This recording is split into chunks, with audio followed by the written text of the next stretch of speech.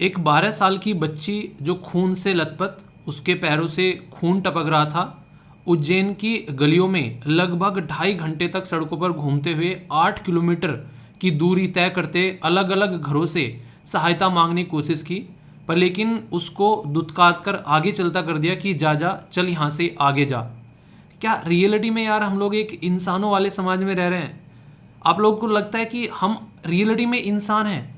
यार इस चीज़ ने ना पूरे देश का सर जो है वो शर्मसार कर दिया और नीचे झुका दिया। आज की डेट में ये जो लड़की है, मतलब सोच के देखो एक मिनट के लिए, 12 साल की बच्ची होती क्या है। अपने घर में आसपास में बच्ची को देखना तो आप लोगों को फील हो पाएगा। और उन लोगों के अंदर में यार मतलब इंसानियत नहीं है। अगर किसी जानवर को भी देख ले कि यार उसकी पैर टूटा हुआ है, उसको किसी ने मार दिया, खून बह रहा है, तो इंसान जो है अंदर से रोने का मन करता है कि यार किसने इसके साथ में ऐसा कर दिया। और छोटी सी बच्ची जो कि एक इंसान की ही बच्ची थी, उसको देखकर लोगों के अंदर में संवेदना तक नहीं आई कि वो 2.5 घंटे तक सड़कों पर घूमती रही खून में लथपथ होकर। और सीसीटीवी कैमरे के अंदर पता चला कि यहाँ पर उसको इस तरीके से दुत्कार कर आगे चलता कर दिया। और हम लोग अपने आप को मतलब इंसान कहते हैं। यार इंसान की डेफिनेशन ना चेंज कर देने का टाइम आ गया आज की डेट में। अगर ऐसी चीज़ हो रही है, और वो भी कहाँ पर, उज्जैन के अंदर में। उज्जैन एक ऐसा एक एरिया बेसिकली जिसको आप लोग बोल सकते हैं कि धार्मिक सिटी माना जाता है। वहाँ पर खुद देखो पूरी की पूरी सड़क जो है वो खाली पड़ी हुई है। और ये जो न्यूज़ है इसने पूरे देश को दहला कर रख दिया। हर एक न्यूज़पेपर ने इसको कवर किया। आज के द हिंदू के फ्रंट पेज पर भी यहाँ पर इसको कवर किया गया। और सबसे जो खतरनाक चीज़ है वो ये पता चली कि इस लड़की को, बेसिकली इस बच्ची को यहाँ पर सतना से, जो कि लगभग 720 किलोमीटर है उज्जैन से, वहाँ से उठाकर लेकर आया गया उज्जैन के अंदर में। और अभी फिलहाल एक ऑटो ड्राइवर को जो है वो अरेस्ट कर लिया है। ये माना गया कि इस ऑटो ड्राइवर ने जो है उसका रेप कर और फिर उसको यहाँ पर सड़कों पर छोड़ दिया। स्टार्टिंग में यहाँ पर जब ये जा रही थी बच्ची, तो एक पर्टिकुलर पुजारी थे, उन्होंने देखा इसको और उन्होंने देखते ही अपनी शर्ट वगैरह जो थी निकाल कर उसको चारों तरफ से उसको बच्ची को कवर किया।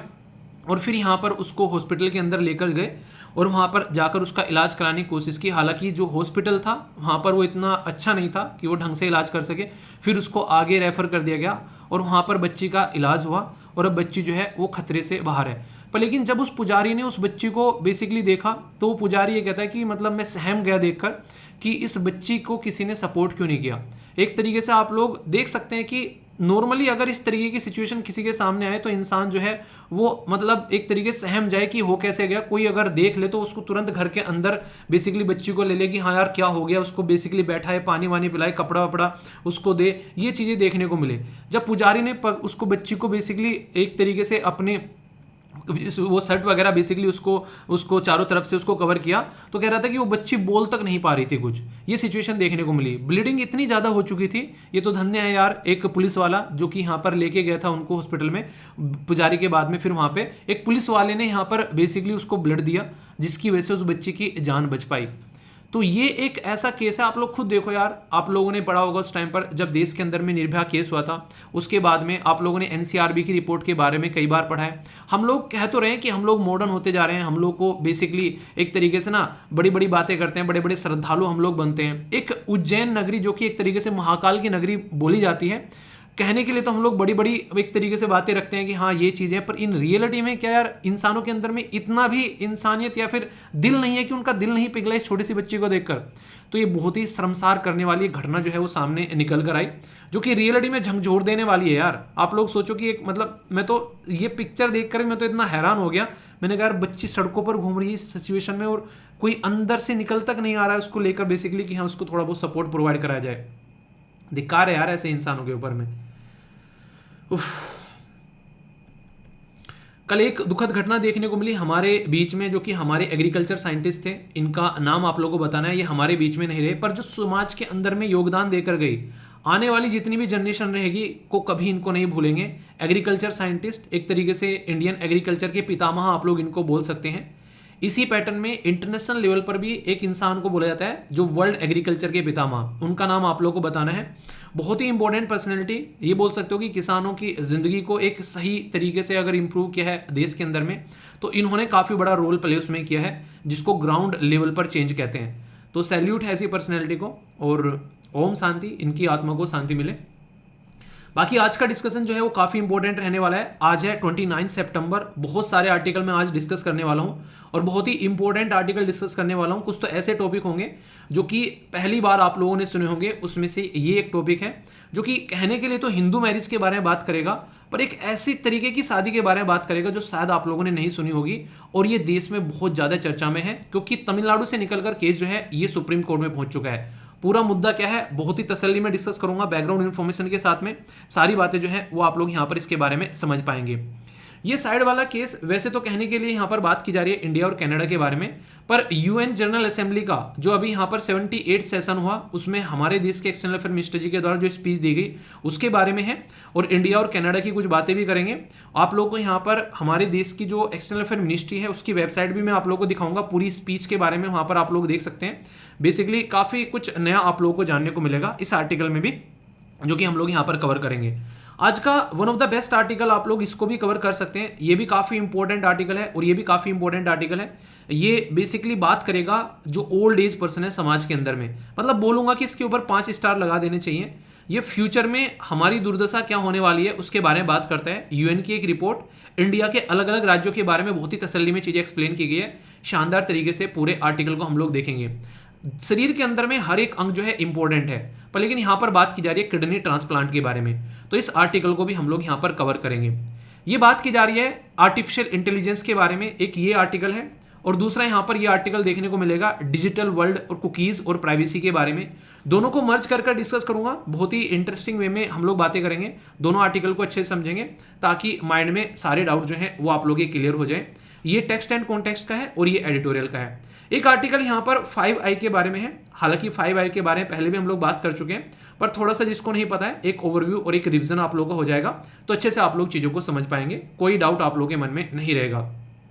आगे बढ़ने से पहले आज का एक इंपॉर्टेंट डे भी हम लोग देखेंगे जो कि आज का है वर्ल्ड हार्ट डे, तो इसके बारे में बात करेंगे।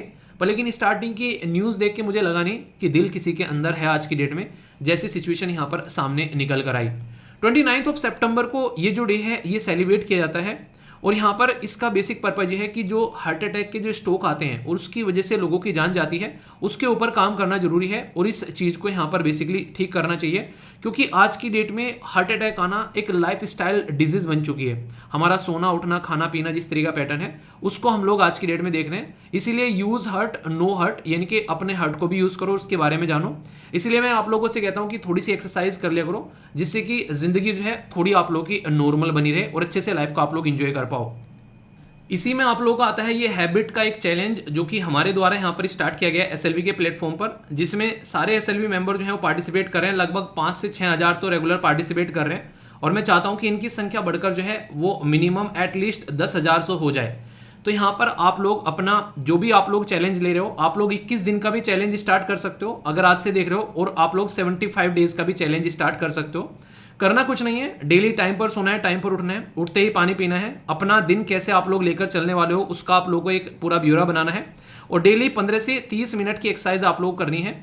और उसके बाद में फिर यहाँ पर ये एक छोटा सा एक टारगेट रखा जाता है कि आप लोग वीडियो को आकर लाइक करो। इससे पता चलेगा कि रेगुलरली आप लोग अपनी इस चीज़ को भी रिकॉल कर पा रहे हैं, यानी कि ये भी एक डिसिप्लिन का काम है, क्योंकि ये भी कई सारे लोग नहीं कर पाते हैं। तो आप लोग डेली अपना दिन लिखिए, आज कौन सा दिन हो गया आप लोग का, और अपना 5 में से कितना स्कोर आ रहा है उसको लिखिए, और अगर 5 में से 5 कोई लेकर आ रहा है रेगुलरली उसको अप्रिशिएट भी करिए, क्योंकि ये बहुत बड़ा एक तरीके से आप लोग बोल सकते हैं काम है, सबके बस की नहीं होता है। जो कर रहे हैं वो अपनी पीठ थपथपा लिया करो, क्योंकि ये अपने ही आप में एक डिसिप्लिन में आने वाली बात है और स्टूडेंट के लिए बहुत ज़्यादा जरूरी है। इंपॉर्टेंट बात बोला गया खुद को किसी एक लक्ष्य में इस तरीके से आप लोग को जोड़ लेना चाहिए ताकि सुबह जब आप लोग उठने की बात करो तो उठने के लिए आप लोग को मजबूर न होना पड़े, आसानी से आप लोग उठ जाओ, इतना मजबूत आप लोग हो जाओ, ठीक है।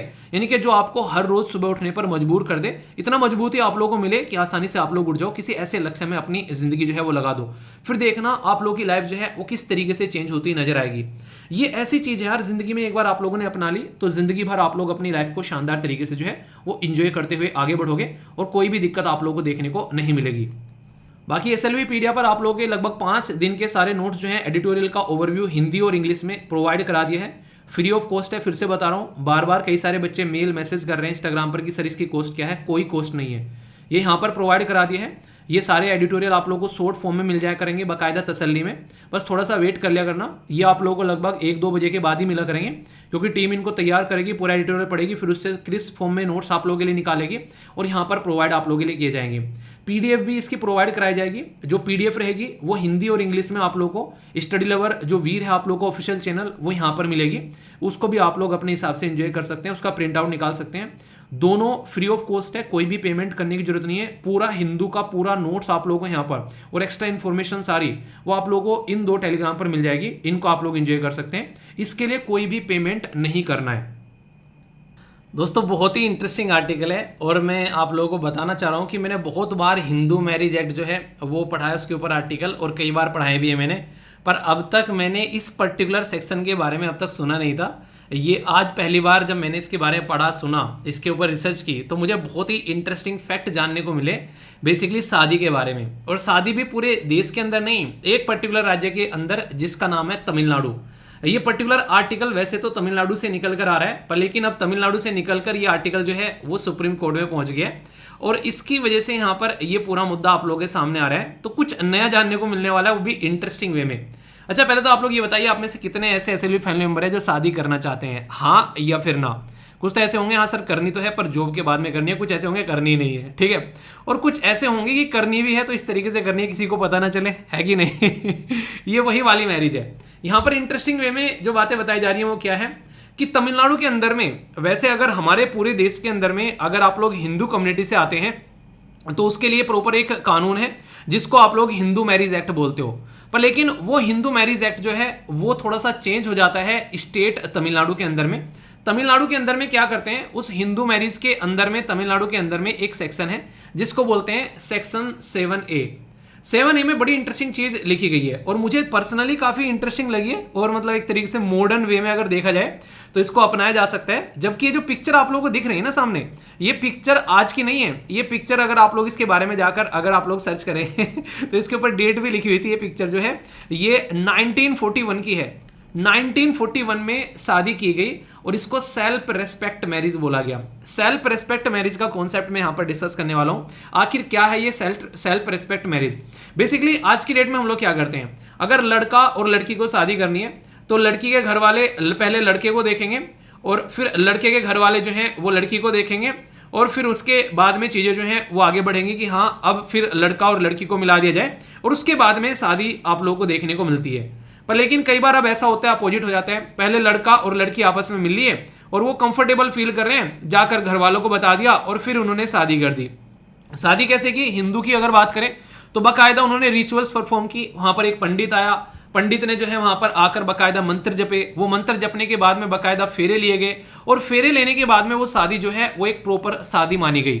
पर लेकिन सेक्शन 7A जो पर्टिकुलर हिंदू मैरिज एक्ट का है, जो तमिलनाडु के अंदर में अलग से चीजों को चेंज करने के लिए बेसिकली लाया गया था, उसमें यह बोला गया कि आप लोगों को ना तो पंडित की जरूरत है, ना आप लोगों को रिश्तेदारों की जरूरत है, ना आप लोगों को फेरे लेने की जरूरत है, यानी कि एक तरीके ना जो अग्नि के 4 फेरे लेते हैं तो उनकी भी आप लोगों को जरूरत नहीं है। आप लोग अपनी शादी कर सकते हैं अपने 2-4 दोस्तों को इकट्ठा करके या फिर 2-4 घर वालों को इकट्ठा करके, बस आपस में, इवन गले में माला भी डालने की जरूरत नहीं है, फेरे लेने की जरूरत नहीं है। आप लोगों ने एक दूसरे ने एक्सेप्ट कर लिया कि हाँ एक दूसरे के साथ में रहने के लिए तैयार है, तो उस शादी को एक शादी यानी कि मैरिज माना जाएगा। और यही मैरिज जो थी वो थी सेल्फ रेस्पेक्ट मैरिज का नाम इसको दिया गया। तो जब ये ऑलरेडी कानून में है तमिलनाडु के अंदर में, तो फिर ये मुद्दा तमिलनाडु से निकलकर अब सुप्रीम कोर्ट में कैसे पहुंच गया, ये काफी इंटरेस्टिंग है। इसके पीछे कहानी सुनने में आप लोगों को मजा आएगा। हुआ क्या, आप लोगों को पता है आज की डेट में, मान लीजिए आज की डेट में मैं पर्टिकुलर किससे शादी करना चाहता हूं, ठीक है, मैं बोलूं कि यार ये लड़की है, ये मुझे पसंद करती है और मैं इस लड़की को पसंद करता हूं, और अपने 2-4 दोस्तों को बोलूं जो मेरे कॉलेज के थे कि यार आ जाओ मुझे शादी करनी है, और उनको इकट्ठा करके मैंने बोल दिया कि ठीक है शादी करनी है हम लोगों ने, और हम लोगों ने ना फेरे ले ना कुछ ले, बोल दिया कि हाँ हमारी शादी हो गई है, हम एक दूसरे को एक्सेप्ट करते हैं। यार दोस्त थे वहां पर, एक्सेप्ट कर लिया। पर लेकिन कुछ दिनों बाद जो है वो लड़की के घर वाले आते हैं और उस लड़की को लेकर चले जाते हैं, और लड़की को लेकर चले जाते हैं, कह रहे हैं कि हम लोग इस शादी को मानते ही नहीं है। मैं जाता हूं तमिलनाडु के हाई कोर्ट के अंदर में, मैं बोलता हूं कि मैंने अपने दोस्तों के सामने इस लड़की को एक्सेप्ट कर लिया है और वो लड़की भी मुझे एक्सेप्ट कर चुकी है, तो फिर जो है हम जो है एक दूसरे के शादी के बंधन में बन चुके हैं, अब ये शादी जो है वो आगे चलनी चाहिए। हम जाते हैं हाई कोर्ट के पास में, हाई कोर्ट जो है वो इसको एक्सेप्ट करने से साफ साफ मना कर देता है कि हम इस शादी को शादी मानेंगे ही नहीं। जब ऑलरेडी हिंदू मैरिज एक्ट के सेक्शन 7A में ये बात लिखी हुई है तमिलनाडु के अंदर में कि इसको शादी माना जाएगा, तो फिर इसको शादी क्यों नहीं मान रहे हैं। अब जब ये मुद्दा यहां पर काफी लार्ज स्केल पर ऐसे ही चलता रहा, हुआ क्या था, कई सारे जो बेसिकली जो लड़का लड़की एक दूसरे के साथ में प्यार कर रहे थे, तो वो वकील के पास में जाते और उसको रजिस्टर कराते अपनी शादी को कि हाँ हम लोगों ने शादी कर ली है, और वकील जो है उसको रजिस्टर कर देता कि हाँ ठीक है शादी हो गई है, हाँ हम लोगों ने एक्सेप्ट कर लिया आपके सामने की शादी कर ली है। पर लेकिन जैसे ही ये मैटर हाई कोर्ट में जाता, हाई कोर्ट उसको मना कर देता कि नहीं मानते इस शादी को। तो ये मुद्दा इस चीज को लेकर सुप्रीम कोर्ट में पहुंच गया। ठीक है, आज की डेट में भी आप लोग देखते हैं कई सारी चीजें जैसे लिविंग रिलेशनशिप जैसी चीजें आप लोगों को देखने को मिलती हैं, और सुप्रीम कोर्ट ऑलरेडी उसको एक्सेप्ट कर चुका है। और इवन अभी एक केस निकल कर आया था, एग्जैक्ट स्टेट का नाम तो मेरे याद नहीं रहा है, वहां पर सुप्रीम कोर्ट ने साफ साफ बोला अगर कोई लड़का और लड़की लिविंग रिलेशनशिप में रह रहे हैं एक दूसरे के साथ में, और यहां पर परिवार वालों से या किसी से उसको बाहर रिश्तेदार वालों से खतरा है, अगर वो 18 साल से ऊपर हैं लड़की की एज और जो हमारे देश के अंदर एज का क्राइटेरिया है, तो यहां पर उनको पुलिस को प्रोटेक्शन प्रोवाइड करानी पड़ेगी, क्योंकि ये उनकी लाइफ है, उन्होंने अपने आप डिसीजन लिया है। तो यहां पर आर्टिकल 21 जो हमारे देश के अंदर में फंडामेंटल राइट के अंदर में आता है, पार्ट 3 के अंदर में, जो कि आप लोगों की मौलिक अधिकार है, मूल अधिकार है, उसमें वो राइट टू लाइफ और पर्सनल लिबर्टी के बारे में बात करते हैं, और राइट टू प्राइवेसी भी यहीं से ही निकल कर आती है।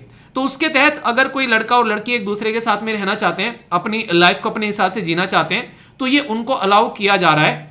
तो यहां पर अभी जब मुद्दा तमिलनाडु के अंदर से निकल कर आता है, तो फिर ये इंटरेस्टिंग मैटर अब सुप्रीम कोर्ट में यहां पर पहुंच जाता है। ठीक है, तो यानी कि तमिलनाडु के जो अंदर जो हाई कोर्ट है, बेसिकली मद्रास हाई कोर्ट, वो इन चीजों को एक्सेप्ट नहीं कर रहा था, तो इसलिए मुद्दा कहां पहुंच गया, अब मुद्दा पहुंच जाता है सुप्रीम कोर्ट के अंदर में। तो इस बात को सुप्रीम कोर्ट ने जो है बड़ी इंटरेस्टिंग तरीके से बोल दिया साफ साफ कि एक पर्टिकुलर पर्सन जो है और एक पर्टिकुलर लड़का लड़की जो है वो अपने लाइफ पार्टनर को खुद चूज कर सकते हैं, ये उनका अधिकार है। और आर्टिकल 21 जो है वो यहां पर इसको वैलिड करार देता है। तो फिर सेल्फ रेस्पेक्ट मैरिज को आप एक्सेप्ट क्यों नहीं कर रहे हैं। तो 2 जज की बेंच ने यहां पर इसमें डिसीजन देते हुए कहा कि मद्रास हाई कोर्ट का ये डिसीजन जो है वो गलत है यहां पर, और ये बिल्कुल गलत बात है कि उनको जो है एज ए मैरिज के तौर पर जो है वो एक्सेप्ट नहीं किया जा रहा है। और यहां पर इसके अंदर में अगर मैं आप लोगों को बात करूं, जैसे हिंदू मैरिज एक्ट के अंदर में हालांकि ऐसा नहीं कि बिल्कुल ही रिचुअल परफॉर्म नहीं करते हैं, जैसे एक तरीके से यार दोस्त हैं, आसपास के रिश्तेदार हैं, एक दो अगर बुला लिया उनको, एक दूसरे के गले में जो है माला डाल दी, अपनी अंगूठी वगैरह पहना दी, और एक धागा सा बांधना होता है थोड़ा सा एक तरीके चारों तरफ को कि हाँ हम लोगों ने एक्सेप्ट कर लिया। लड़की कहती है मैंने एक्सेप्ट कर लिया, लड़का कहता है हाँ मैंने भी एक्सेप्ट कर लिया, और यहां पर फिर इस शादी को जो है वो शादी मान लिया जाता है। तो ये अलग से स्टेट तमिलनाडु के अंदर में एक सेक्शन ऐड किया गया जो कि अकेला तमिलनाडु के अंदर ही वैलिड है। तो यहां पर 7A के बारे में जो मैंने आप लोगों से बात की है, ये पूरे देश के अंदर में वैलिड नहीं होता है। वो सेक्शन खुद बोलता है कि अगर 2 हिंदू जो हैं वो इस तरीके से यहां पर शादी करते हैं स्टेट तमिलनाडु के अंदर में, तो उसका एक्सेप्ट किया जाएगा, वो कानूनन है। और फिर भी आप लोग इसके एक्सेप्ट नहीं कर रहे हैं। दूसरा, पार्ट 3 में जब आप लोग जाते हैं संविधान के अंदर में, तो आर्टिकल 21 भी यहां पर इनको अलाउ करता है कि अपना लाइफ पार्टनर आप लोग खुद चूज कर सकते हैं, आप लोग उसके लिए भी अलाउ नहीं कर रहे हैं। तो ये बिल्कुल गलत बात है। इस तरीके से आप लोग किसी की पर्सनल लाइफ में जो है वो इंटरफियर नहीं कर सकते। और इवन इस मैरिज के बारे में सुप्रीम कोर्ट ने तो यहां तक बोल दिया कि ये सेल्फ रेस्पेक्ट मैरिज लेकर ही इसलिए आई गई थी क्योंकि समाज में कई बार लोगों को लोग जो हैं वो एक्सेप्ट नहीं कर रहे हैं। तो यहां पर ज्यादा तामझाम दौड़ने की जरूरत ही नहीं है। अगर लड़का और लड़की एक दूसरे के साथ में रहना चाहते हैं और वो एक दूसरे के साथ में कंफर्टेबल है, तो पंडित पुजारी और ये सारी चीजें जो फेरे वगैरह ये कोई करने की जरूरत नहीं है। आप एक दूसरे के साथ में शांति से शादी कर सकते हैं और अपनी लाइफ को जो है वो एंजॉय कर सकते हैं। और आज की डेट में आप लोगों ने देखा होगा काफी लार्ज स्केल पर कई सारे ऐसे केसेस देखने को मिले थे हरियाणा और राजस्थान से कि लड़का और लड़की ने अगर शादी कर ली है वहां पर, तो क्या तो लड़की को मारवा दिया है या लड़के को मार दिया है इज्जत बेइज्जती के नाम पर। तो जहां पर इस तरीके का पागलपन समाज के अंदर में देखने को मिलता है, वहां पर सेल्फ रेस्पेक्ट मैरिज जो है वो यहां पर कहीं ना कहीं एक बहुत ही एक अच्छा सॉल्यूशन की तरीके से यहां पर दिखाने की कोशिश की गई सुप्रीम कोर्ट के द्वारा भी, कि ऐसे समाज में जहां पर एक इस तरीके के मुद्दे को लेकर यहां पर लोगों की जान तक ले ली जाती है और सेल्फ रेस्पेक्ट मैरिज अगर वहां पर चल रही है, तो ये तो एक तरीके से कहीं ना कहीं एक आसान तरीका है दोनों को कनेक्ट करने का, और इसको एक्सेप्ट भी करना चाहिए क्योंकि कानून जो है वो ऑलरेडी इसको एक्सेप्ट कर रहा है। और जब दोनों आपस में एक दूसरे के साथ में रहने के लिए तैयार हैं, तो फिर आप लोग इसमें इंटरफेयर क्यों कर रहे हो। ये बिल्कुल गलत है और ये अधिकारों के भी एक तरीके से उनका हनन किया जा रहा है। और सबसे इंटरेस्टिंग बात है यहां पर, ये ऐसा नहीं कि पहली बार अभी आप लोगों को देखने को मिल रहा है, ये पहले भी यहां पर सुप्रीम कोर्ट के अंदर में केस आ चुका है और सुप्रीम कोर्ट ने यहां पर इसको पहले भी इसके बारे में जो है बेसिकली यहां पर इस शादी को जो है बोला था कि ये बिल्कुल सही है, इसके ऊपर ठप्पा लगा दिया था। पर मद्रास हाई कोर्ट यहां पर ये बोलता है कि आप लोगों को शादी जो है वो पब्लिकली डिक्लेयर करनी पड़ेगी, तभी उसको मैरिज बेसिकली यहां पर माना जाएगा। और यहां पर सुप्रीम कोर्ट ये बोला कि यार ये सेल्फ रेस्पेक्ट जो मैरिज है ना, इसका कॉन्सेप्ट ये है कि तुमको पब्लिकली डिक्लेयर नहीं करना है। पब्लिकली डिक्लेयर करोगे तो हो सकता है कि जान का खतरा हो जाए, इंसान को कोई थ्रेट हो जाए। तो इसका तो कॉन्सेप्ट ही यही है। जब कॉन्सेप्ट ही यही है और उसी कॉन्सेप्ट को ऐड कर यहां पर अकेले स्टेट ने यहां पर 7th A जो सेक्शन ऐड किया था, तो फिर इसको आप एक्सेप्ट क्यों नहीं कर रहे हैं? जब ऑलरेडी इसी कॉन्सेप्ट के ऊपर में ये शादी चल रही है तो फिर आप लोग इसको क्यों नहीं मान रहे हो? अच्छा ये बताओ पहले। और वो भी आज के टाइम पर जब केएस पुत्तस्वामी जो है वो फंडामेंटल राइट यहां पर डिक्लेयर कर चुका है, इन चीजों को उनका अधिकार बना चुका है। तो क्या जरूरी है कि इंसान को यहां पर 1000 लोगों को खाना खिलाना है, ढिंडोरा पीटना है, यहां पर दुनिया भर में यहां पर एक तरीके से अपनी पूरी जिंदगी की जो कमाई है वो उसके ऊपर लगानी है? अगर ये सेल्फ रेस्पेक्ट मैरिज अगर कॉन्सेप्ट ढंग से इंप्लीमेंट किया जाए तो यहां पर तो एक बहुत ही आसान तरीके से दो लोग अपनी जिंदगी स्टार्ट कर रहे हैं, बिना किसी को इंटरफेयर करे, बिना कोई हाहुल्ला किए हुए आसानी से अपनी लाइफ को स्टार्ट करने जा रहे हैं। और यहां पर ये तो कहीं ना कहीं एक बहुत ही सेफ और एक सुरक्षित तरीका है। यहां पर रिसोर्सेज का एक तरीके से गलत इस्तेमाल नहीं हो रहा है, यहां पर उन रिसोर्सेज को और इफेक्टिवली अपनी लाइफ में एंजॉय किया जा सकता है। वरना इंसान जो है अपनी शादी करने के चक्कर में जो है जिंदगी भर की कमाई उसके ऊपर लुटा देता है, अक्सर आप लोगों ने देखा होगा। तो ये तो एक सबसे आसान तरीका हो गया ना एक इंसान को उसके साथ में कनेक्ट करने का और उसकी लाइफ को एंजॉय करने का, और वो पर्सनली इसको उस तरीके से करना भी चाहते हैं। तो फिर ये आप लोग कौन हो गए? सुप्रीम कोर्ट ने यहां तक ये बोला आप लोग तो कौन हो गए, ये तो दूर की बात है, हम भी उसके अंदर इंटरफेयर नहीं कर सकते कि उनकी शादी को हम लोग रोक सकते हैं, क्योंकि उन्होंने ये शादी जो है वो अपनी मर्जी से किया और अपनी मर्जी से वो अपनी लाइफ को एंजॉय कर रहे हैं। तो फिर ना तो आपका कोई हक बनता है इसके अंदर इंटरफेयर करने का, ना ही हमारा बनता है, और ना ही समाज के किसी दूसरे इंसान का बनता है। ये उनकी लाइफ है, अगर उनकी एज उसको अलाउ करती है तो फिर यहां पर उनकी लाइफ को उनके हिसाब से उनको एंजॉय करने देना चाहिए। ये बिल्कुल गलत है अगर इस तरीके से उसके अंदर में इंटरफेयर किया जाता है तो। और एक बात मैं और ऐड कर दूं यहां पर, अगर बात यहां पर क्लियर रहेगी तो ज्यादा बेटर रहेगा। ये ओनली तमिलनाडु के अंदर में एप्लीकेबल है अब तक, क्योंकि स्टेट का एक्ट है। कभी आप लोग बोलने लगो कि यहां पर ये तो पढ़ाया गया है, सुप्रीम कोर्ट ने एक्सेप्ट कर लिया है, पूरे देश के अंदर में यहां पर अभी इसके बारे में कोई ऐसा जजमेंट आया नहीं है कि देश के अंदर अलाउ है, क्योंकि ये पर्टिकुलर स्टेट ने अंदर अमेंडमेंट कर रखा है, उसकी वजह से यहां पर ये बेसिकली पैटर्न फॉलो किया जा रहा है। तो इसको थोड़ा सा आप लोग अंडरस्टैंड करिएगा, इसको अलग तरीके से आप लोग ट्रीट मत करना, ठीक है? तो यहां पर ये क्लैरिफिकेशन देना जरूरी है। अब तक जहां तक मैं आर्टिकल पढ़ रहा था, चीजें देख रहा था, उसके हिसाब से मैं यहां पर बता रहा हूं। आगे अगर कोई जजमेंट आता है तो फिर उसके हिसाब से चीजें देखने को मिलेगी। पर आप लोगों को क्या लगता है, ये चीज पूरे देश के अंदर में इंप्लीमेंट होनी चाहिए, यस या फिर नो? या फिर जिस तरीके से शादी होती है उसी तरीके से होनी चाहिए? तमिलनाडु के अंदर में सेक्शन ए, ये 7th A सही है या फिर गलत है? इसमें अपनी राय आप लोग जरूर रखिएगा। इंटरेस्टिंग कमेंट होंगे, पढ़ने मजा आएगा, आप लोग ये विचार जानना चाहूंगा, तो इसलिए जरूर पार्टिसिपेट करना, ठीक है? ज्यादा से ज्यादा अपना पार्टिसिपेशन दिखाना, आप लोग के विचार में जानना चाहता हूं, ओके, इस पर्टिकुलर मुद्दे के ऊपर।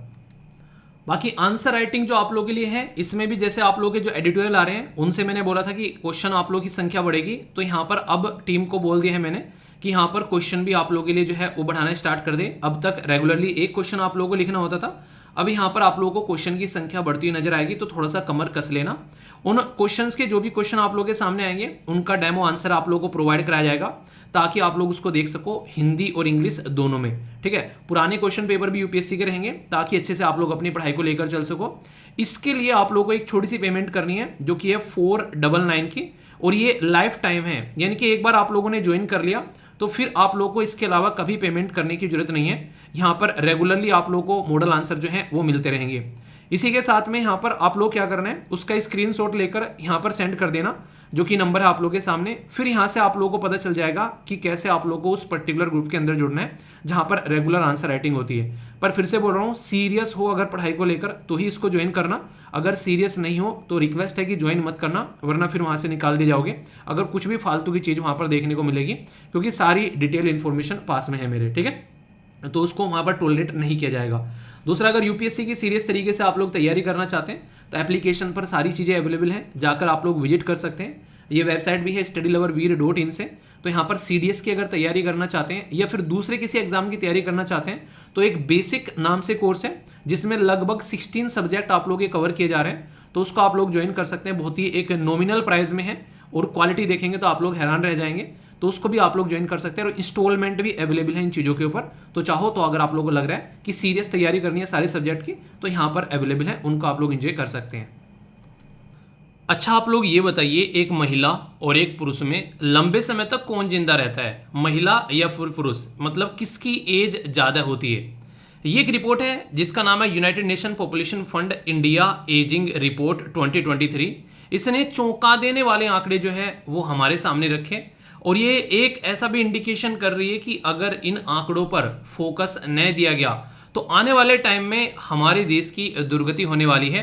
और हमारे देश की दुर्गति होने वाली है की जगह ये शब्द अगर मैं बोलूं कि हमारे देश के अंदर में जो एजिंग पॉपुलेशन है, उसके अंदर में जो बुजुर्ग महिलाएं हैं, उनकी दुर्गति होने वाली है, तो ये शब्द बोलना भी कोई यहाँ पर गलत नहीं होगा। मैं आप लोगों को ये चीज़ इस तरीके से एक्सप्लेन करूंगा कि आप लोग ये सारी की सारी चीज़ें अपने आसपास घटित होते हुए भी पाओगे और आप लोग खुद ये बात एक्सेप्ट करोगे कि हाँ, ऐसी कुछ चीज़ें आप लोगों ने देखी होगी। ये जो रिपोर्ट है, इसमें आगे बढ़ने से पहले एक छोटा सा क्वेश्चन मैं आप लोगों से पूछूंगा। ये रिपोर्ट कल भी पब्लिश की गई, ये रिपोर्ट आज इसके ऊपर एडिटोरियल आया और इसके ऊपर बहुत सारा आंकड़ा मैं आप लोगों को बताने वाला हूं। एक तरीके से आप लोगों को आने वाली जो फ्यूचर है, महिला और पुरुष, जो बुजुर्ग बेसिकली महिला और पुरुष हैं, या फिर सीधा सीधा अगर मैं बोलूं तो हमारे मम्मी पापा या बाबा दादी जो हैं, उनको किस तरीके से सोसाइटी में ट्रीटमेंट मिलने वाला है, उसका एक फ्यूचर में भविष्य करने, एक तरीके से भविष्यवाणी करने वाला हूं। मैं नहीं करने वाला हूं, इस रिपोर्ट ने कर दिया है। आप लोग सोचकर हैरान होंगे।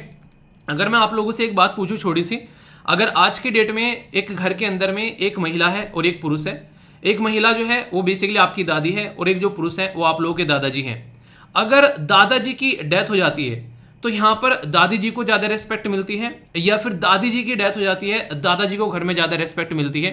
ये आप लोग या तो अपने रेफरेंस में देख सकते हैं, अपने घरों में तो हालांकि इस तरह की चीज़ें इंसान को दिखाई नहीं देगी, पर लेकिन अगर किसी और के घर में देखोगे तो आप लोगों को ये चीज़ें आसानी से दिखाई देगी। हमारा जो समाज है ना, वो एक ऐसा समाज है जिसको आप लोग बोल सकते हो कि एक पुरुष प्रधान समाज है। तो पुरुष प्रधान के समाज के अंदर में जो पुरुष यानी कि जो मेल कैंडिडेट है, उनकी रेस्पेक्ट आप लोगों को ज़्यादा देखने को मिलती है as compare to female candidate के। मतलब अगर दादाजी जिंदा है तो दादाजी की ज़्यादा इज्जत होगी एज कंपेयर टू अगर दादी जी जिंदा है। ये खुद आप लोगों ने आसपास में देखी होगी। कई बार तो जो घर में बुजुर्ग रहते हैं उनको खाना तक नहीं पूछते हैं। कोविड-19 के टाइम पर ये ऐसी सिचुएशन सामने निकल कर आई कि सड़कों पर ले जाकर जो है घर वालों को छोड़ दिया। तो ये सिचुएशन देखने को मिल रही है। ये रिपोर्ट क्या बता रही है? ये रिपोर्ट ये बता रही है कि जो महिलाएं हैं उनकी एजिंग जो है फिलहाल के टाइम पर ज्यादा बड़ी है एज कंपेयर टू पुरुष के, यानी कि महिला ज्यादा लंबे समय तक जिंदा रह रही है एज कंपेयर टू पुरुष के। पर दिक्कत यहां पर यह देखने को मिलती है हमारे समाज के अंदर में कि महिला जो है वो अपनी खुद की जॉब तो करती नहीं है, मैक्सिमम टाइम वो पुरुष के ऊपर डिपेंडेंट रहती है। और अगर पुरुष की डेथ हो जाती है तो सारी की सारी जो दिक्कत है वो यहां पर ये निकल कर आती है कि महिला को घर से सहारा नहीं मिल पाता है उस लेवल का, जिस लेवल का उसको उस टाइम पर मिल रहा था, जो कि उसका हस्बैंड जो है वो जिंदा था। ये सिचुएशन जो है इस रिपोर्ट के थ्रू आप लोगों को यहां पर दिखाई देगी। तो इसलिए बोला गया कि आने वाले टाइम पे सरकार को महिलाओं के लिए फोकस करके स्पेशल स्कीम लानी चाहिए जो महिला बुजुर्ग होती जा रही हैं। ये बातें यहां पर कहीं ना कहीं इस रिपोर्ट के अंदर पहले से ही तैयार करके बोला है कि आप लोग इस चीज पर ध्यान रखिएगा। अभी मैं आप लोगों को यहां पर एक इंटरेस्टिंग फैक्ट बताता हूं। आज की डेट में अगर एक बेसिकली मेल है वो क्या करता है, पूरी जिंदगी जो है घर से बाहर रहता है, कमाता है एक तरीके से घर वालों के लिए, और आगे चलकर शादी करता है तो फिर यहाँ पर जिस तरीके से बच्चे होते हैं साथ में माँ बाप भी आप लोगों को देखने को मिलते हैं, और फिर आगे चलकर वो खुद भी बूढ़ा होता है और वो भी बाबा दादी बनता है। ये पैटर्न आप लोगों को हमारे समाज के अंदर में देखने को मिलेगा। इस समाज के अंदर में जो मेल है ना, वो मेल फिर भी कुछ ना कुछ अपना रिवेन्यू जो है वो जोड़कर रखता है कि बुढ़ापे में चलो ठीक है, हालांकि माँ बाप जो है वो इतने इमोशनल होते हैं, वो अक्सर अपना सारा का सारा धन जो है वो बच्चों पर लुटा देते हैं। और आप लोगों ने तो ये आज की बात नहीं है, पुरानी मूवी कई सारी देखी होगी। राजेश खन्ना गोविंदा की मुझे एक मूवी याद आ रही है, उसमें गोविंदा बेसिकली राजेश खन्ना को पालते हैं, उसके घर वाले जो हैं उसको बिल्कुल एक तरीके से दरकिनार कर देते हैं। और ज्यादा दूर क्यों जाना यार, बागवान मूवी ले लो, अभी रिसेंट की मूवी आप लोगों को देखने को मिल जाएगी। बागवान मूवी में इस पर्टिकुलर रिपोर्ट का एक वो कहते हैं सत्य बताया गया है, बिल्कुल ऐसे का ऐसे ही दिखाने की कोशिश क्या की जाती है कि कहीं ना कहीं आप लोग समाज में ये चीज आज की डेट में देखोगे, अगर माँ बाप ने जो भी उनका एक तरीके से अर्निंग है, जो भी उनके पास में कमाई है पूरी जिंदगी की, अगर उन्होंने बच्चों के नाम कर दी तो ये फैक्ट है, ये समझो कि उन माँ बाप की बुढ़ापे में दुर्गति होने वाली है। और ये मैं बता रहा हूं, अगर कोई माँ बाप भी सुन रहा है इसको थोड़ा सा अलग तरीके से मत लीजिए, क्योंकि ये चीज जो है अगर आप लोग थोड़ी सी चीजें अगर पैटर्न में उठाकर देखोगे तो अपने आसपास में देखा होगा बहुत से बच्चे आज की डेट में ऐसे हैं जो कि बाहर पढ़ने चले जाते हैं, कोई यूएसए चला गया, कोई यूके चला गया। ऐसी ऐसी सिचुएशन है। अभी साउथ इंडिया की मूवी है, अभी कुछ दिनों पहले मतलब देखी है मैंने, लगभग एक हफ्ते पहले। उसमें एक जो औरत रहती है वो क्या होती है, वो किसी रीजन की वजह से चाहती है, बूढ़ी थी, कि मैं जवान हो जाऊं। तो वो जवान हो जाती है। तो उसमें ये दिखाई गई है कि एक तरीके से जो जवान इंसान है, जो बूढ़े इंसान है, उसका एक कंपेयर दिखाया गया है उस पर्टिकुलर जो रिपोर्ट के अंदर में। और सबसे जो इंटरेस्टिंग चीज जो आप लोगों को यहाँ पर ये देखने को मिलती है कि वो किस तरीके से अपने बच्चों के लिए अपनी जिंदगी जो है वो एक अपनी जिंदगी दांव पर लगा देती है। पर बच्चे रियलिटी में क्या करते हैं वो बिल्कुल अलग ही पैटर्न आप लोगों को दिखाई देगा। उसमें एक औरत भी है, जो औरत पूरी मूवी में ये बोलती रहती है कि मेरा जो बच्चा है वो तो यूएसए में रहता है, मेरे लिए ये भेजता है, मेरे लिए वो भेजता है, मतलब एक तरीके से अपने बच्चों की बड़ाई करती रहती है। पर इन रियलिटी में आंखों में आंसू आ जाते हैं जब एंडिंग में उस वुमेन की डेथ होती है और पता चलता है कि उसके बेटे ने, जो कि यूएसए में बैठा हुआ है, आज तक उसको एक बार भी कॉल नहीं की। और जब उसके बेटे को बताया गया कि आपकी जो माता श्री की डेथ हो गई है, तो बताता है कि मैं पैसे भिजवा देता हूं, उनका जो है बेसिकली दाह संस्कार करा दीजिए। इस लेवल की हरकत देखने को मिलती है। जो माँ एक बच्चे को 9 महीने तक पेट में रखती है, आने वाले टाइम में सिचुएशन ये बन जा रही है, उसी माँ की दुर्गति सबसे ज्यादा बुढ़ापे में देखने को मिलती है। और ये रिपोर्ट, ये आंकड़े साफ साफ दिखाती है। आसपास ये चीजें आप लोगों ने बहुत बखूबी देखी होगी। तो इसीलिए कहीं ना कहीं माँ बाप जो है थोड़ा सा इमोशनलिटी में आ जाते हैं, वो अलग बात है, पर फिर भी अपने बुढ़ापे तक का अपने पास में कम से कम इतनी चीजें सिक्योर रखें कि कल को अगर बच्चे खराब निकल जाएं तो एटलीस्ट उनका बुढ़ापा जो है वो खराब ना हो। और ये बच्चों को भी बेसिकली मैं बातें बता रहा हूं, जो माँ बाप आप लोगों के लिए इतना कुछ करते हैं। ये बोला जाता है कि एक माँ बाप जो है 100 बच्चों को पाल देते हैं, पर 100 एक माँ बाप 100 बच्चों को पाल देते हैं, पर 100 बच्चे मिलकर भी एक माँ बाप को नहीं पाल पाते हैं। ये डायलॉग आप लोगों ने कई बार सुना होगा मेरे मुंह से, और ये रियलिटी है। इस रिपोर्ट के थ्रू भी यही बताने की कोशिश की जा रही है। तो ये तो कुछ ऐसी चीजें थी जो कि नॉर्मली आप लोगों के लिए जाननी जरूरी है। और सबसे बड़ी बात यह है यार, आज की डेट में अगर आप लोगों की जो एज है ना, अगर आप लोगों की एज जो है वो 25-30 के आसपास है, ठीक है, तो सोच के देखो आप लोगों के माँ बाप की एज भी लगभग इतनी ही बची हुई है, 15, 20, 25, 30। और ये आज की डेट में आप लोगों की रेस्पॉन्सिबिलिटी है कहीं ना कहीं। एक तरीके से आप लोग अगर कमाने लगे हो तो एक तरीके से आप लोगों के माँ बाप को एटलीस्ट कोई दिक्कत ना हो, उनके लिए ऐसी फैसिलिटी करके जाओ, ठीक है। ये आप लोगों की रेस्पॉन्सिबिलिटी है, क्योंकि आज की डेट में माँ बाप बीमार पड़े हुए हैं, उनको कोई इलाज नहीं करवा रहा है, ठीक है। एक मतलब एक तरीके से अपनी जिंदगी अय्यासी में जी रहे हैं और माँ बाप के बारे में सोच नहीं रहा है इंसान बिल्कुल भी। ऐसी ऐसी भी दिक्कतें देखने को मिल रही हैं समाज में। अभी एक दोस्त है, बेसिकली नाम तो नहीं लूंगा मैं, ठीक है, उसके दोस्त का जो है बेसिकली एक तरीके से एक्सीडेंट जैसे होता है कि उसके पड़ोस में कोई रहता है वहां पर, ठीक है। तो वहां पर उसके पड़ोस में एक बंदा था जो कि खुद जो है एक गजेटेड ऑफिसर है, और उसके माँ बाप जो है बेसिकली इतनी बुरी जिंदगी जी रहे हैं जिसकी कुछ हद नहीं है। और वो क्या करता है, ससुराल में जाकर लेटता है, अपनी जो लाइफ को अपनी वाइफ के साथ में एंजॉय कर रहा है, उन माँ बाप को भूल गया जिन्होंने उनको पाला है। तो ऐसी सिचुएशन आप लोग यहाँ पर समझ सकते हैं। तो कंडीशन बड़ी खराब है और ये रिपोर्ट यही बताती है। इस रिपोर्ट का नाम याद रखिएगा, United nation population fund India ageing report 2023। इसमें यह बताया गया कि जो आज की डेट में एजिंग पॉपुलेशन है वो आप लोगों को देखने को मिलेगी लगभग 15 करोड़ के करीब हमारे देश के अंदर में बुजुर्ग आप लोगों को देखने को मिलते हैं। 15 करोड़, ये जो 15 करोड़ है वो आज की डेट में है। ये 15 करोड़ बढ़कर लगभग आप लोगों को यहां पर 35 या 36 करोड़ आप लोगों को यहां पर नजर आएंगे। कब तक? 2050 तक। तो जो 35 और 36 करोड़ यहां पर नजर आएंगे, इसमें मैक्सिमम आप लोगों को महिला देखने को मिलेगी, यानी कि महिलाओं की एजिंग जो है वो काफी लार्ज स्केल पर बढ़ी है। अगर इस डेटा को आप लोग यहां पर चार्ट के थ्रू समझोगे तो और अच्छे से आप लोग इसको अंडरस्टैंड कर पाओगे। हमारे देश में जो अगर एजिंग पॉपुलेशन का अगर ग्रोथ देखोगे आप लोग यहां पर, पहले एजिंग पॉपुलेशन जो है वो लगभग 32.3% के करीब आप लोगों को यहां पर देखने को मिल रही थी। अगर एजिंग पॉपुलेशन का ग्रोथ देखोगे अब बढ़कर यहां पर ये 40 के करीब हो गया है। 2021 से लेके 31 तक का जो डिकेड आप लोगों के पास में देखने को मिलेगा। खतरनाक चीज क्या है? खतरनाक चीज ये है कि माना यह जा रहा है कि आने वाले टाइम में जो यहां पर अगर जनरल पॉपुलेशन आप लोग देखोगे उसकी जो ग्रोथ की अगर बात करेंगे और जो एजिंग पॉपुलेशन यानी कि एल्डरली पॉपुलेशन की बात करेंगे तो वो आंकड़ा आप लोगों को साफ साफ नजर आएगा, डिफरेंस एक बहुत बड़ा। क्योंकि अभी रिसेंटली आप लोगों ने देखा होगा, मुझे खूब याद है, जब यहां पर 2014 के इलेक्शन हो रहे थे तो कई बार कई सारे पॉलिटिशियन जो है वो चिल्ला चिल्लाकर बोल रहे थे कि हमारा नेशन जो है वो एक यूथ नेशन है, यानी कि सबसे जवान देश है आज की डेट में हमारा। 2014 में यहां पर यह बात बोली जा रही थी, ठीक है।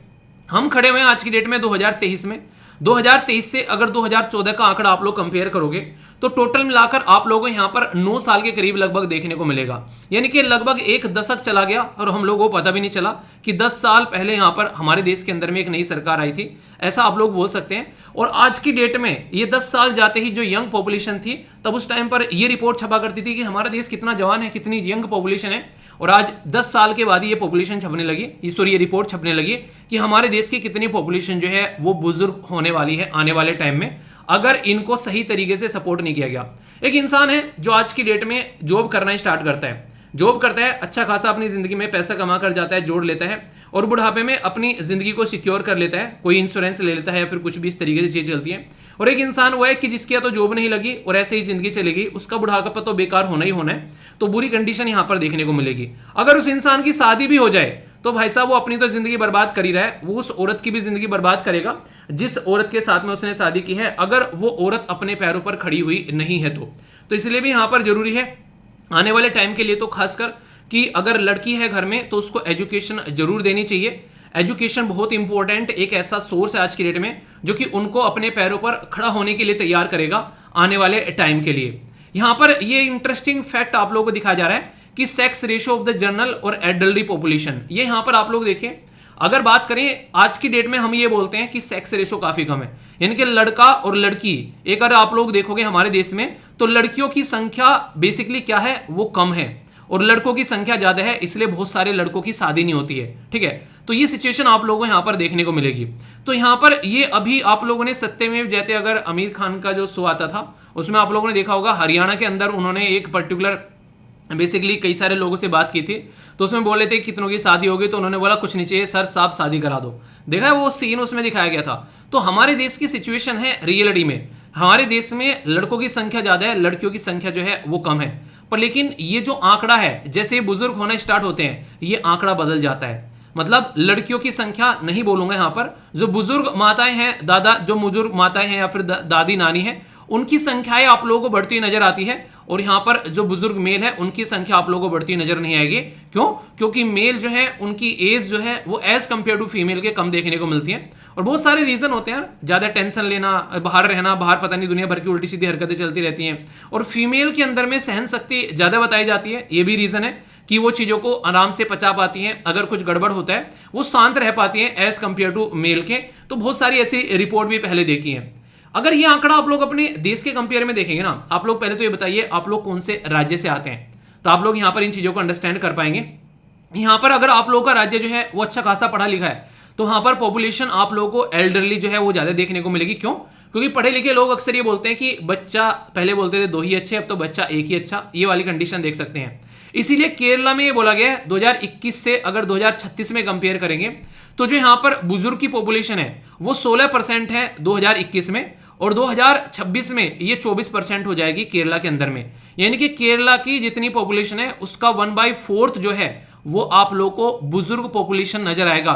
अगर आप लोगों से कोई डायरेक्ट क्वेश्चन पूछ ले वनडे टाइप एग्जाम में कि हमारे देश के अंदर में ऐसा कौन सा राज्य है जहां पर सबसे ज्यादा पॉपुलेशन जो है वो आप लोगों को बुजुर्ग देखने को मिलती है, तो आराम से याद रखना सबसे ज्यादा पॉपुलेशन आप लोगों को केरला के अंदर देखने को मिलेगी, फिर तमिलनाडु के अंदर में, और फिर हिमाचल प्रदेश के अंदर में। तो यानी कि ये परसेंटेज ऑफ शेयर पॉपुलेशन की बात कर रहा हूं मैं यहां पर। ठीक है, और अगर नीचे जाते जाओगे आप लोग यहां पर उत्तर प्रदेश और बिहार आप लोगों को नजर आएंगे। ओवरऑल तो पॉपुलेशन ज्यादा है यहां पर लेकिन अगर परसेंटेज पॉपुलेशन देखोगे बुजुर्ग की as compare to young population के, तो वो आप लोगों को यहां पर कम देखने को मिलेगी। आप लोग के राज्य का नाम क्या है आप लोग यहां पर आंकड़ा इसको देखकर बता सकते हैं। तो ये शेयर बताया गया है एल्डरली यानी कि बुजुर्ग पॉपुलेशन का, जो आने वाले टाइम में आप लोगों को 2036 में देखने को मिलने वाला है यंग पॉपुलेशन के साथ में।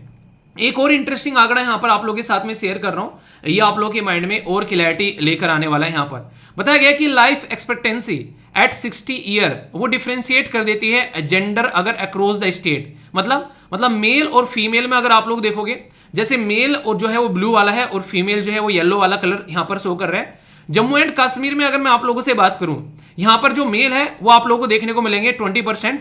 ठीक है, अगर बात करें यहां पर लाइफ एक्सपेक्टेंसी की बात की जा रही है एट द एज ऑफ 60। ठीक है, अगर यहां पर फीमेल के बारे में बात करें तो वो 24 के करीब आप लोगों को देखने को मिलेगा। यानी कि फीमेल की लाइफ एक्सपेक्टेंसी जो है वो हर एक राज्य में ज्यादा आप लोगों को देखने को मिल रही है, बस 1-2 राज्य में छोड़ दे, झारखंड और बिहार में। ठीक है, तो ये आप लोग यहां पर देखते हैं, वरना फीमेल आप लोगों को ज्यादा देखने को मिलेगी झारखंड और बिहार में। अगर छोड़ दें, झारखंड और बिहार में 2 राज्य ऐसे हैं जो यहां पर पूरा आंकड़ा बता रहे हैं, जहां पर मेल अगर लाइफ एक्सपेक्टेंसी आप लोग ज्यादा करें तो वहां पर ज्यादा आप लोगों को यहां पर नजर आएगी। ये आंकड़ा भी यहां पर काफी एक चौंकाने वाला आंकड़ा आप लोग बोल सकते हैं। एक और इंटरेस्टिंग फैक्ट मैं आप लोगों को यहां पर बताता हूं, हालांकि अब तक इतनी बातें आप लोगों ने सुन ली है, थोड़ा सा तो आइडिया आप लोगों को लग ही गया होगा, पर लेकिन अगर इस तरीके से हमारे देश के अंदर में एवरेज और यहां पर डिफरेंट एरिया को कंपेयर करके पूछे कोई आप लोगों से कि पॉपुलेशन किस तरीके से एजिंग हो रही है, तो ओल्ड एज जो डिपेंडेंसी रेशियो है उसके बारे में बात करें, यानी कि ओल्ड एज पर्सन जो है वो डिपेंडेंट रहते हैं, उनके बारे में अगर बात करें यहां पर तो काफी लार्ज स्केल पर आप लोगों को देखने को मिलेंगे यहां पर कि हायर ओल्ड एज जो डिपेंडेंसी रेशियो है वो इंडिकेट करता है कि डिमांड फॉर द सपोर्ट किस तरीके से नेक्स्ट जनरेशन के लिए होनी चाहिए, उनकी केयरिंग कैसे होनी चाहिए और किस तरीके से सोशल और फाइनेंशियल नीड है उनको। क्योंकि जैसे इंसान बुजुर्ग होता है उसको एक तरीके से कहीं ना कहीं बहुत लार्ज स्केल पर दवाइयां मेडिसिन की डिपेंडेंसी उसकी बढ़ने लगती है और भी बहुत सारी प्रॉब्लम जो है वो समाज के अंदर में देखने को मिलने लगती है। साउथ यानी कि हमारे देश के अंदर में जो साउथ वाला एरिया है या फिर वेस्ट वाला या फिर नॉर्थ वाला, ईस्ट वाला, सेंट्रल वाला, नॉर्थ ईस्ट वाला और बच गया जो कोई दूसरा एरिया जैसे कि अपना जो यूनियन टेरिटरी अंडमान निकोबार और जो बेसिकली अपना जो दूसरा पोर्शन आप लोग बोल सकते हैं, तो उसके बारे में यहां पर बात की जा रही है। तो सबसे ज्यादा साउथ में आप लोगों को देखने को मिलेगा यहां पर एक तरीके से ये है 19%। फिर वेस्ट में अगर जाएंगे, खासकर अगर गुजरात की साइड में अगर आप लोग जाएंगे इस तरीके से बोल सकते हैं, वहां 16% है। देश का एवरेज 15.7% है, नॉर्थ का ये 15.2% है, ईस्ट का 15.1% और बाकी का आप लोग यहां पर देखने को मिल रहा है। तो ये सारा का सारा आंकड़ा ये आने वाले टाइम पर हमारे समाज के अंदर में पुरुष और महिला जो बुजुर्ग होंगे उनकी कंडीशन क्या देखने को मिलने वाली है, ये आप लोग यहां पर ध्यान रखिएगा। क्योंकि ये आंकड़ा आज ही अभी आप लोगों से डिस्कस कर रहा हूं, अगर आज से 5 या 6 या फिर 10 साल बाद कोई रिपोर्ट आएगी और आप लोग अगर रेगुलर अगर यहां पर डिस्कशन देख रहे होंगे तो फिर आप लोग यहां पर इसको चेंज पाएंगे। क्योंकि अब से 5 या 6 साल पहले का जो डिस्कशन था उसमें इसी तरीके के टॉपिक हम लोग अलग तरीके से डिस्कस कर रहे थे कि कितनी यंग पॉपुलेशन है हमारी, पर अब से जैसे जैसे आगे बढ़ते जाएंगे आप लोगों को यह देखने को मिलेगा कि कितनी जल्दी बुजुर्ग होने वाली है पॉपुलेशन हमारी अगर उनके ऊपर फोकस नहीं दिया गया। तो ये सिचुएशन आप लोगों को यहां पर पलटती हुई यानी कि चेंज होती हुई आप लोगों को नजर आएगी। तो ये काफी इंपॉर्टेंट है जो कि आप लोग यहां पर याद रख सकते हैं। और सबसे बड़ी बात मैं आप लोगों को बताऊं, ये आप लोगों ने अक्सर देखा होगा जो समाज के अंदर में कोई दिक्कत आती है ना इस तरह की पॉपुलेशन को लेकर, एजिंग पॉपुलेशन को लेकर, तो जो भी ऐसी कोई दिक्कत है समाज के अंदर में महिलाओं को लेकर, बुजुर्ग को लेकर, बच्चों को लेकर, यूपीएससी सतर्क हो जाती है उस पर। 2015 में क्वेश्चन पूछा गया कि हमारे देश के अंदर में जो ग्रोइंग पॉपुलेशन पुअर्टी उसके बारे में बोला गया। 2019 में क्वेश्चन पूछा गया कि इंपावर जो वुमेन को इंपावर करते हैं तो पॉपुलेशन ग्रोथ जो है वो एक कंट्रोल किया जा सकता है। और 2021 में क्वेश्चन पूछा गया कि आज की डेट में अगर बात करें यहां पर किस तरीके से जो डिस्कस करना है, ऑब्जेक्टिव क्या है, जो पॉपुलेशन को एजुकेशन प्रोवाइड करानी है। तो ये सारे के सारे ऐसे क्वेश्चन आप लोगों से पॉपुलेशन के रिलेटेड डायरेक्ट और इनडायरेक्ट वे में आप लोगों से पूछे गए हैं यहां पर यूपीएससी के द्वारा भी। ये जो रिपोर्ट प्रस्तुत करने वाली ऑर्गेनाइजेशन है उसका नाम है United nation population fund, UNFPA आप लोग इसको बोल सकते हैं, जो कि 1969 में क्रिएट की गई थी और 1987 में ऑफिशियली इसको रीनेम किया गया यूनाइटेड नेशन पॉपुलेशन फंड। तो यूनाइटेड नेशन पॉपुलेशन फंड जो है एब्रीविएशन, हालांकि अगर आप लोग देखोगे यहां पर UNFPA आप लोग यहां पर देखने को मिलता है, ठीक है। तो यानी कि यूनाइटेड नेशन पॉपुलेशन एजिंग एक तरीके से आप लोग यहां पर इसको बोल सकते हैं। जो पुराने टाइम पर जो इसका नाम था, जैसे नहीं यूनिसेफ के बारे में आप लोग बोलते हैं, तो उसी पैटर्न में आप लोगों को यहां पर ये भी नजर आएगा। यानी कि एक तरीके से यहां पर एक जो पैटर्न है यानी कि United nation fund for population activities, उसका नाम चेंज कर दिया, पर लेकिन UNFPA जो एब्रीविएशन है वो उसी को लेकर चलते हैं कई बार, ये आप लोगों ने देखा है। मिशन क्या है यहां पर, ये देखना कि यार किस तरीके से यहां पर आज की डेट में जो यहां पर एक तरीके से प्रेगनेंसी जो है वो चल रही है, किस तरीके से बच्चों का जो बर्थ हो रहा है, किस तरीके से यहां पर चीजें जो है फुलफिलमेंट कर पा रहे हैं चीजों को सोसाइटी के अंदर में, किस तरीके से सपोर्ट मिल रही है। अभी फिलहाल ऐसी भी रिपोर्ट निकल कर आ रही है कि स्टार्टअप यानी कि ऐसे बिजनेस जो कि यहां पर बुजुर्गों के लिए चलाए जा रहे हैं, उनकी हेल्थ देखने के लिए, उनके लिए जो जैसे कई सारी सपोर्ट सिस्टम होता है वो प्रोवाइड करवाने के लिए वो स्टार्टअप बढ़ रहे हैं आज की डेट में। यानी कि लोग जो है बिजनेस की तरीके से देख रहे हैं एजिंग पॉपुलेशन को भी। तो ये एक तरीके से आप लोग बोल सकते हैं आपदा में अवसर को खोजने वाली बात हो जाती है। कोविड-19 पर बहुत सारे लोग बिगड़ गए और बहुत सारे लोग जो है वो बन गए, यानी कि उन्होंने अच्छा खासा पैसा भी कमाया।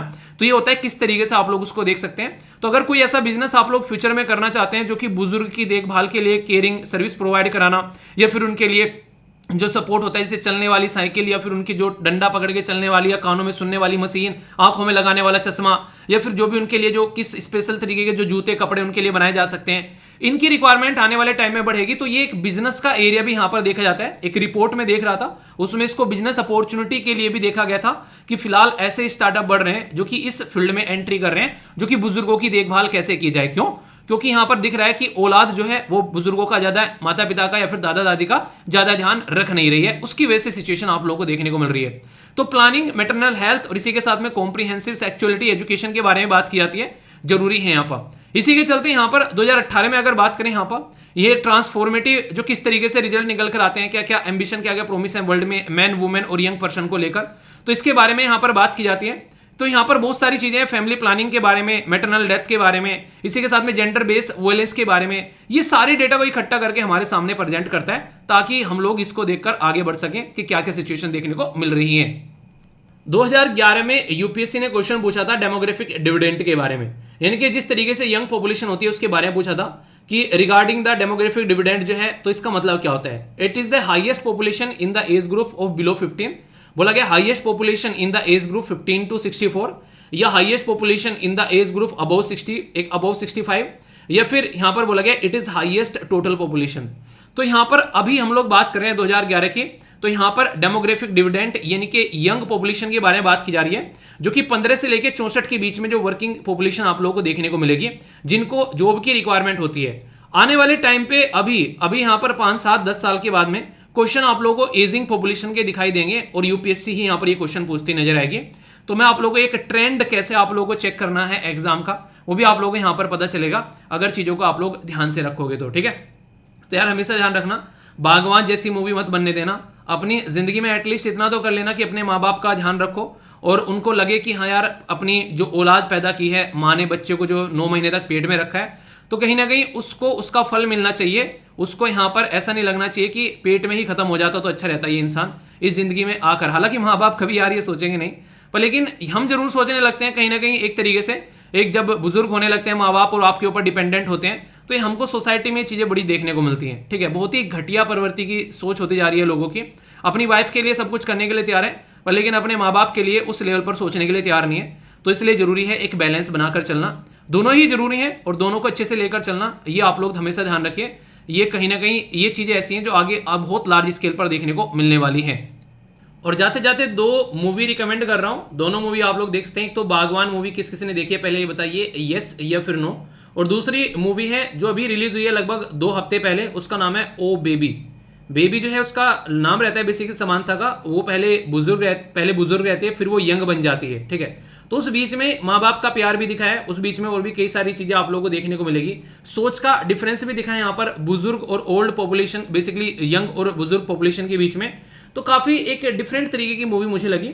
ओ बेबी के नाम से आप लोग देख लेना, उसको टेलीग्राम पर भी प्रोवाइड करा दूंगा, अगर आप लोगों को देखनी होगी तो आप लोग टाइम लगाकर देख सकते हैं। कुछ नया जानने को मिलेगा, डिफरेंट एंगल आप लोगों को देखने को मिलेगा, ठीक है। किस किसी ने देख लिया आप लोग ये भी बताइएगा। तो कैसा लगा टॉपिक बताना जरूर, लाइक या फिर डिसलाइक कर बता सकते हैं, पसंद आया या फिर पसंद नहीं आया, और कोई डाउट हो तो कमेंट बॉक्स में पूछ लेना, ठीक है। अब जो नेक्स्ट आर्टिकल आप लोगों के सामने है, अच्छा एक बात और बता दूं मैं, कल आप लोगों का एक आर्टिकल बच गया था तो टेंशन मत लिया करो। अगर किसी दिन ज्यादा टाइम हो जाता है, ड्यूरेशन हो जाता है, मैं आप लोगों को बताया था कि आप लोगों को कोई भी अगर आर्टिकल बचेगा या तो वो नेक्स्ट डे कवर हो जाएगा। आप लोगों ने देखा होगा बच्चों से रिलेटेड आर्टिफिशियल इंटेलिजेंस वाला आर्टिकल नेक्स्ट डे कवर कर लिया था, और अगर नेक्स्ट डे भी नहीं होता है तो सैटरडे और संडे के अंदर में आर्टिकल जो है वो काफी कम आप लोगों को देखने को मिलते हैं। तो उस दिन आप लोगों का वो जो है आर्टिकल कवर हो जाया करेगा। पूरे वीक में जो भी होगा करेगा वो आप लोगों को सिस्टमेटिक वे में कंप्लीट होता हुआ नजर आएगा। सबके नोट्स हिंदी और इंग्लिश में आप लोगों को मिल जाएंगे, तो उसके लिए टेंशन लेने की जरूरत नहीं है। अगर आप लोग ही छुट्टी मार रहे हो तो यार उसमें तो देखो कुछ कर नहीं सकते, ठीक है। ये यहाँ पर बात की जा रही है, कई सारे ऐसे आज की डेट में आप लोगों को चैटबॉट देखने को मिलते हो। चैटबॉट क्या है, जैसे कहीं पर भी आप लोग वेबसाइट पर जाते हो वहां पर खुलकर आ जाता है कि आप लोग बात कर सकते हो रोबोट से, ऐसा ही एक चैटबॉट आप लोगों को बार्ड देखने को मिलता है। ऐसे ही आप लोगों को यहाँ पर क्लैड है, ऐसा ही पीआई है, और ऐसा ही आप लोगों को यहाँ पर चैट जीपीटी देखने को मिलता है, जो कि आर्टिफिशियल इंटेलिजेंस के ऊपर में काम करते हैं। एक शब्द यहाँ पर इनके द्वारा यूज किया गया, जब इसको मैंने थोड़ा जाकर सर्च किया कि मैंने कहा ये है क्या, ये बोला गया generative artificial intelligence. Generative artificial intelligence क्या होता है मैं उसको बताता हूं। मुझे जब पढ़ा इसके बारे में तो काफी कुछ जानने को मिला कि जनरेटिव क्या होता है। बेसिकली जनरेटिव टाइटल में लिखा हुआ है, इसका मतलब होता है कि आप लोग मान लीजिए किसी पर्टिकुलर चीज में आप लोग इनपुट दे रहे हैं और पर्टिकुलर चीज को बता भी दिया कि आउटपुट ये होगा। इसको मैं थोड़ा सा एग्जांपल देकर समझा दूं आप लोगों को, ताकि आप लोग इसको कनेक्ट कर पाएंगे। जैसे मैं आप लोगों से बोलूं यहाँ पर एक छोटा सा उदाहरण देकर कि आप लोगों को बोलना है कि 2 + 2 = 4 देखने को मिलता है। ये आप लोगों को पता है, आप लोगों ने कैलकुलेटर में 2 + 2 डाला तो ये 4 निकल कर आ गया, ठीक है। पर लेकिन आप लोग अगर कैलकुलेटर को बता दो कि 2 + 2, आप लोगों ने ये भी इनपुट दे दिया और आउटपुट भी आप लोगों ने बता दिया क्या होगा कि 4। अब यहां पर ये इसको 4 को किस किस तरीके से यहां पर ये लेकर आ सकता है, तो उसका पैटर्न ये खुद से डिसाइड करेगा। ये है बेसिकली जनरेटिव एक तरीके से सिस्टम आप लोग बोल सकते हैं। ये ऐसा पैटर्न डिसाइड कर लिया कि जो भी आप लोग इसके अंदर में पैटर्न डालते चले जाओगे, वो जो पैटर्न होंगे वो पैटर्न आप लोग बेसिकली नए नए अपडेट इससे ले सकते हैं। यानी कि आप लोगों ने इसको बता दिया कि यहां पर जैसे कि 1 + 3 = 4 होता है, ठीक है। 2 + 2 = आप लोगों को 4 देखने को मिलता है। यहां पर अगर इसी तरीके से आप लोग 3 + 1 भी लिख दें कि हाँ ये भी 4 होता है, तो यहां पर इसको पैटर्न बता दिए और इसको यहां पर पैटर्न बता के बोल दिया कि पहले वाला पैटर्न बेस्ट है, दूसरे वाला पैटर्न को सेकंड नंबर पर रख सकते हैं, तीसरे वाले पैटर्न को थर्ड नंबर पर रख सकते हैं।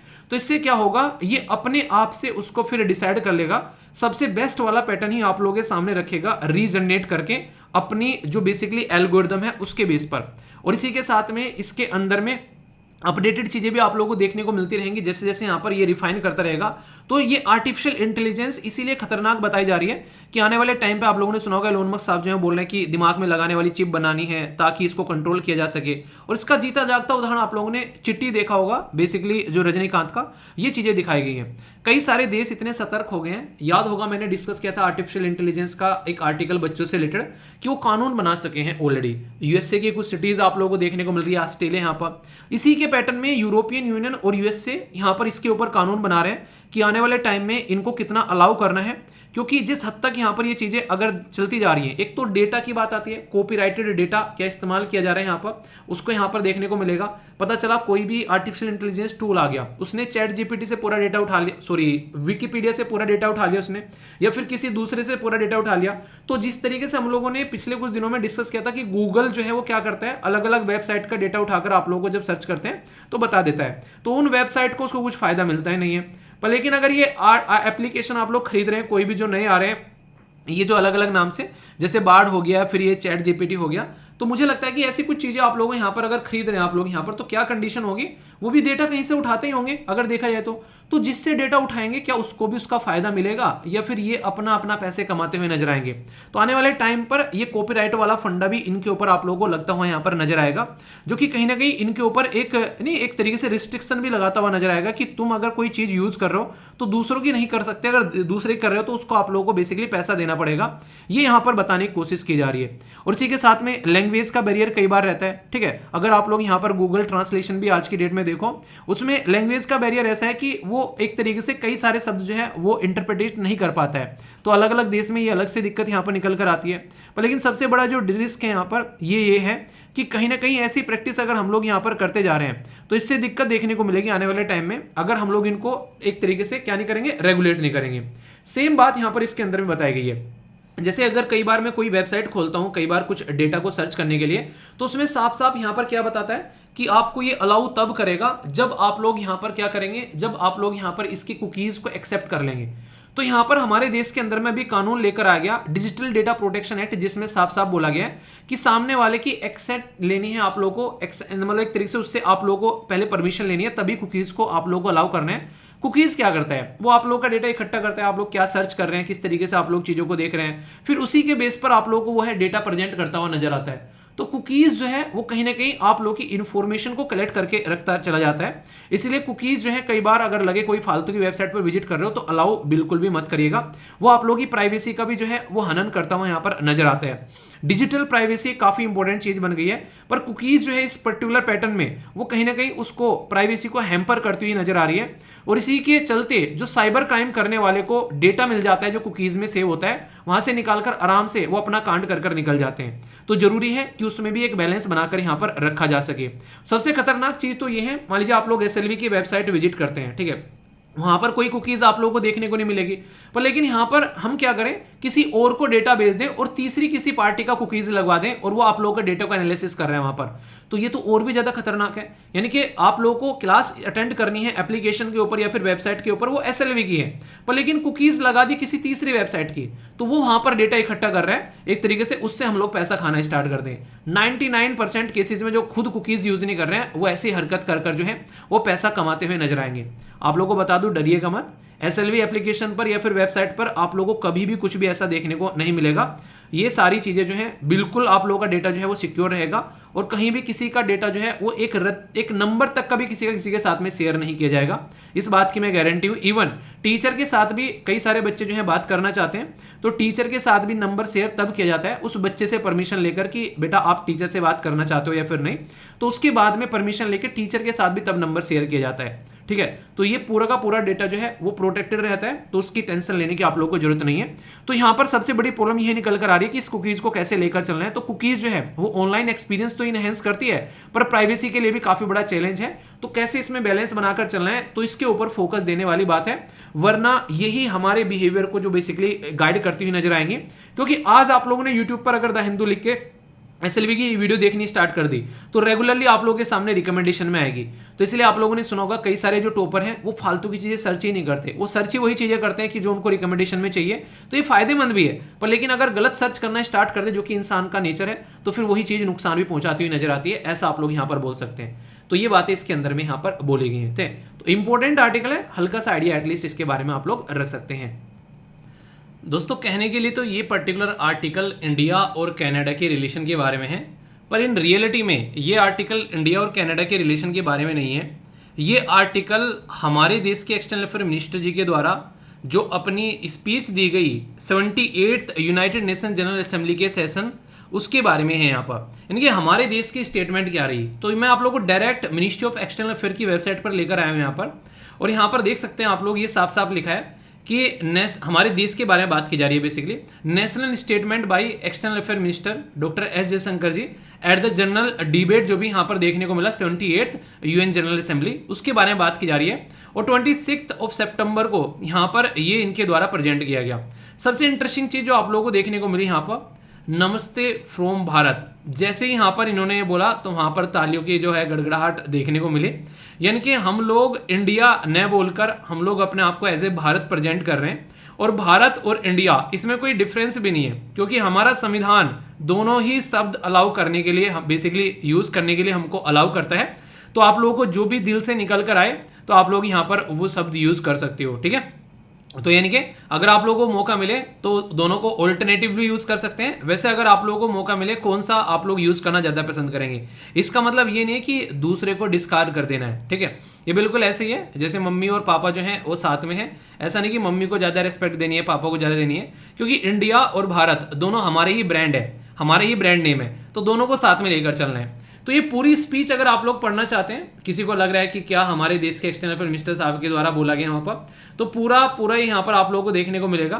तो ये पूरा का स्पीच का लिंक मैं आप लोगों को प्रोवाइड करा दूंगा, और बोलोगे तो इसके की पॉइंट भी आप लोगों को प्रोवाइड करा दूंगा। अगर आप लोग बोलोगे तो सारी चीजें आप लोगों को बेसिकली एक शॉर्ट फॉर्म में मिल जाएगी। ठीक है, अभी इंपॉर्टेंट मुद्दा क्या है? इंपॉर्टेंट मुद्दा यहाँ पर ये पर्टिकुलर जनरल असेंबली की जब स्पीच हो रही थी तो वहां पर दोनों देश ने अपनी अपनी बातें रखी। हम तो वैसे अगर बातें रख रहे थे, ऐसा नहीं कि बिल्कुल कनाडा के बारे में ही बोला गया, पर लेकिन हाँ फिर भी बात जो है, ये गर्म मुद्दा चल रहा है तो फिर भी बात आई जाती है। ठीक है, तो यहाँ पर अभी यहाँ पर जो पर्टिकुलर आर्टिकल है उसमें इसी पर्टिकुलर स्पीच के बारे में यहाँ पर बात की जा रही है। और इंडिया को बोला जा रहा है कि कोऑपरेट करना चाहिए जो यहाँ पर निजर की डेथ हुई है, अगर कनाडा कोई एविडेंस प्रोवाइड कराता है तो। मतलब क्या हो गया, ध्यान से सुनिए। मुद्दा यहाँ पर यह है कि कनाडा बोल रहा है कि इंडिया ने हमारे किसी एक सिटीजन की जान ली है, और इंडिया बोल रहा है कि अगर जान ली है तो भाई साहब दुनिया को बता दो कि हम लोगों ने जान ली है, और उसके प्रूफ जो है वो दुनिया के सामने रख दो। कनाडा ने बोला कि ये जो प्रूफ है मैंने 5i को दे दिए हैं। 5i कौन है? 5i जो है यहाँ पर ये 5 कंट्री देखने को मिलेंगी आप लोगों को, हालांकि मैंने बताया था पर फिर भी आप लोगों से पूछना चाहूंगा। एक तो है कनाडा, दूसरा है यूएसए, एक है ऑस्ट्रेलिया और एक है न्यूजीलैंड। अब एक देश बच गया, वो यहाँ पर यूरोप का है, उसका नाम आप लोगों को बताना है। तो यहाँ पर कनाडा ने बोला 5i को दे दिया, इंडिया ने बोला 5i को दे दिया, चलो अच्छी बात है। तो यहाँ पर इनसे जब यहाँ पर क्वेश्चन पूछा गया जर्नलिस्ट ने कि आपका क्या मानना है, कनाडा को किस तरीके से देख रहे हैं, 5i को वो दिए गए बेसिकली सबूत, और FBI के बारे में बात की गई।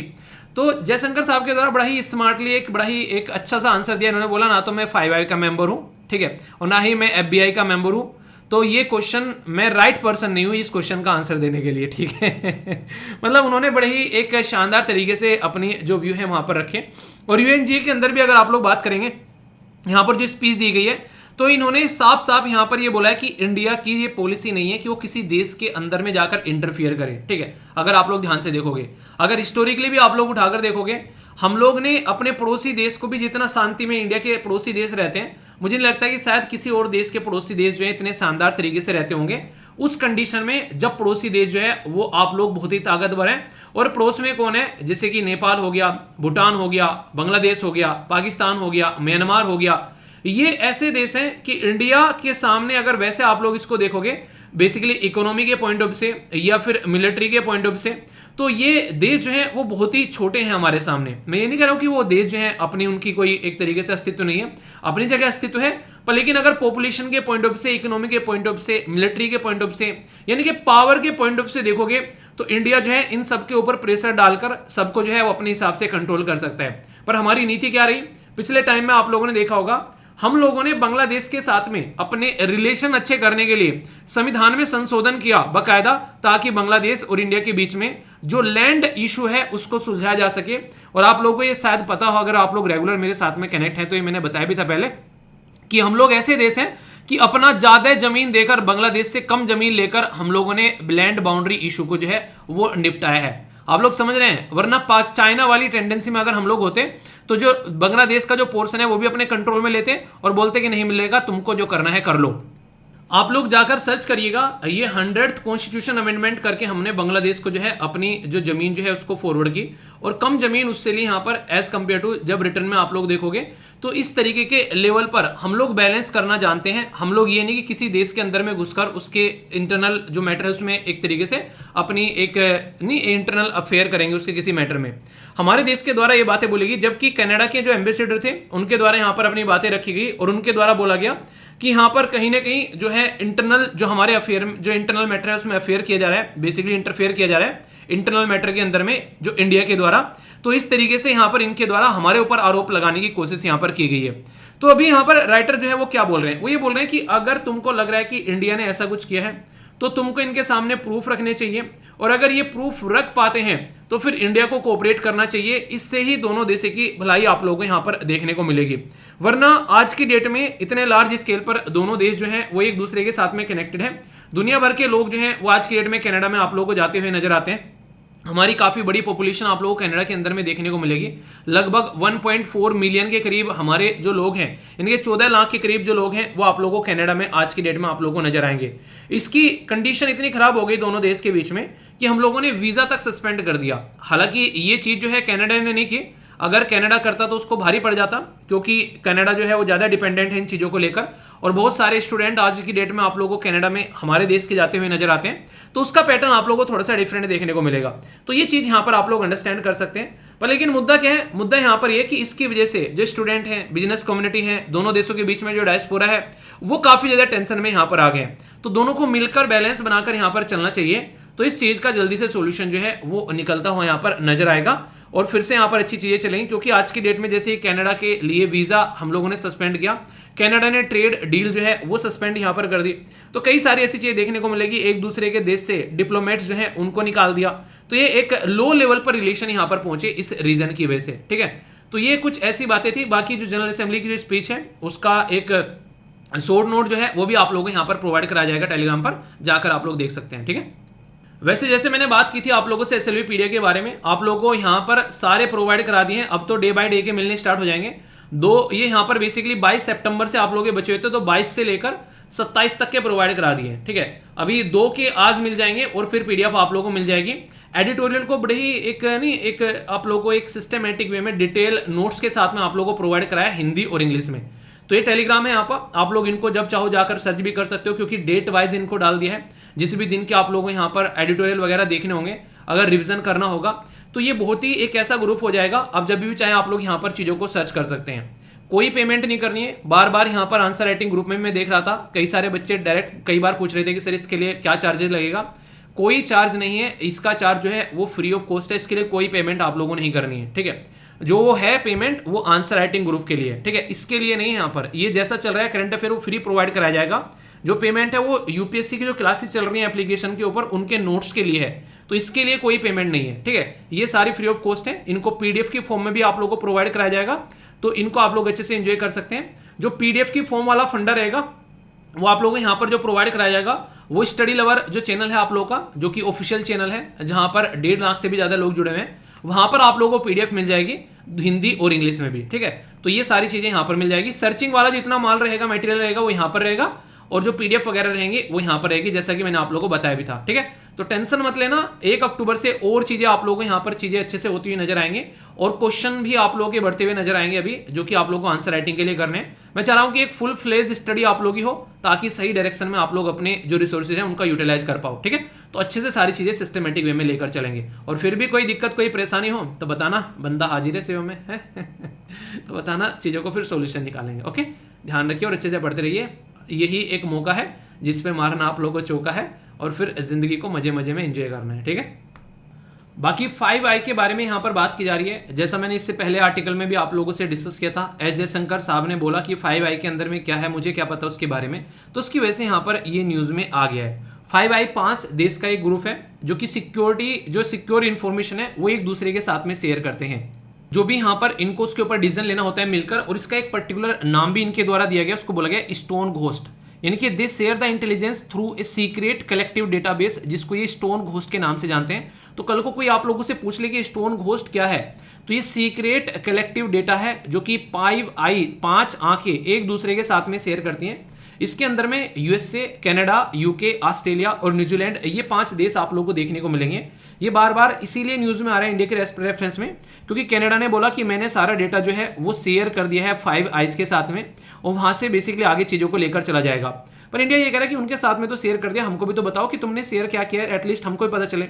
तो यहां पर कई बार ये भी रहता है कि कंसर्न ये रहता है कि प्राइवेसी, सिक्योरिटी, और इसी के साथ में जिस तरीके से यहाँ पर ये चीजें ऑपरेशनल हो रही हैं उसको भी यहाँ पर देख करके किस किस पर नजर रखे हुए हैं। ये अपने आप को मानते हैं बेसिकली धनुधर देश, कई बार ये कई सारे देशों पर अपना नजर भी रखते हैं। कुछ भी होता है तो सारे इकट्ठे हो जाते हैं, एक साथ में आकर खड़े हो जाते हैं। तो कई बार ये दुनिया के देशों को बाइकआउट करने का भी काम करते हैं, अपने एक देश को सपोर्ट करने के लिए। हालांकि इंडिया के खिलाफ इनकी टैक्टिक्स ज्यादा काम नहीं, पर रियलिटी में ऐसी हरकत ये करते हुए नजर आते हैं। तो इस ग्रुप के बारे में बेसिक इंफॉर्मेशन आप लोग याद रखेगा कि 1946 में यूके और यूएसए के द्वारा बनाया गया था ये। आगे चलकर इसमें ऑस्ट्रेलिया और न्यूजीलैंड भी आप लोगों को ऐड होते हुए नजर आए, कनाडा। तो अब चलकर ये 5 देशों का ग्रुप यहां पर बन चुका है, जिनके नाम अगर पता होंगे तो एक वनडे टाइप का क्वेश्चन आप लोग डायरेक्ट अटेम्प्ट कर पाओगे। ये छोटी सी बेसिक इंफॉर्मेशन आप लोग याद रख सकते हैं। दोस्तों, ये जो आर्टिकल है थोड़ा सा डिफरेंट टाइप का आर्टिकल आप लोगों को देखने को मिलेगा, और इस तरीके के आर्टिकल खासकर जो यूपीएससी एस्पायरेंट हैं उनके लिए तो काम के होते ही होते हैं। हमारे समाज के अंदर में भी कई सारे ऐसे डिबेट और डिस्कशन चलते हैं, जिसके बारे में अगर आप लोगों को पता होगा तो आप लोग और अच्छे से समाज के अंदर में पार्टिसिपेट कर पाएंगे। GS4 एथिक्स के अंदर भी आप लोग यहाँ पर इसके बारे में बात कर सकते हैं। आप लोगों ने देखा अब की बार जो यूपीएससी का पेपर था एथिक्स का, उसका मैंने पूरा एनालिसिस किया था। जिस किसी ने नहीं देखा है जाकर आप लोग देखेगा। उसके अंदर में कई सारी इंपॉर्टेंट पर्सनैलिटी की जो कोटेशन थी उसके बारे में बात की गई थी, और उनके विचारों के साथ में ये बताया गया था कि कैसे आज की डेट में प्रेजेंट टाइम पर हम लोग उनको यूज कर सकते हैं। पर लेकिन आज के टाइम में हमारी सोसाइटी जितनी डिवाइडेड है, शायद ही कभी इतनी डिवाइडेड होगी। आप लोगों ने हिस्ट्री उठाकर देखी होगी, एंसेंट टाइम के आप लोगों ने ड्यूरेशन को अगर देखा होगा, उसका जो इनिशियल फेज था उसमें हमारी समाज बहुत ही कम डिवाइडेड था। पर लेकिन जैसे जैसे चीज़ें आगे बढ़ती हैं डिवीज़न बढ़ता चला जाता है। ये आप लोगों ने हिस्ट्री के अंदर में देखा होगा। पहले जो सिस्टम हुआ करता था, एक ही घर में आप लोगों सुनार, लोहार, किसान, एक तरीके से मतलब हर एक कैटेगरी का इंसान एक ही घर में मिल जाता था आप लोगों। पर लेकिन आज की डेट में ऐसा नहीं है। हमारा समाज जो है वो ज़्यादा डिवाइडेड है आज की डेट में, और ये बातें हमारे संविधान निर्माता भी समझते थे कि कास्ट के बेस पर, रिलीजन के बेस पर, रीजन के बेस पर हम लोग आने वाले टाइम में डिवाइडेड होंगे।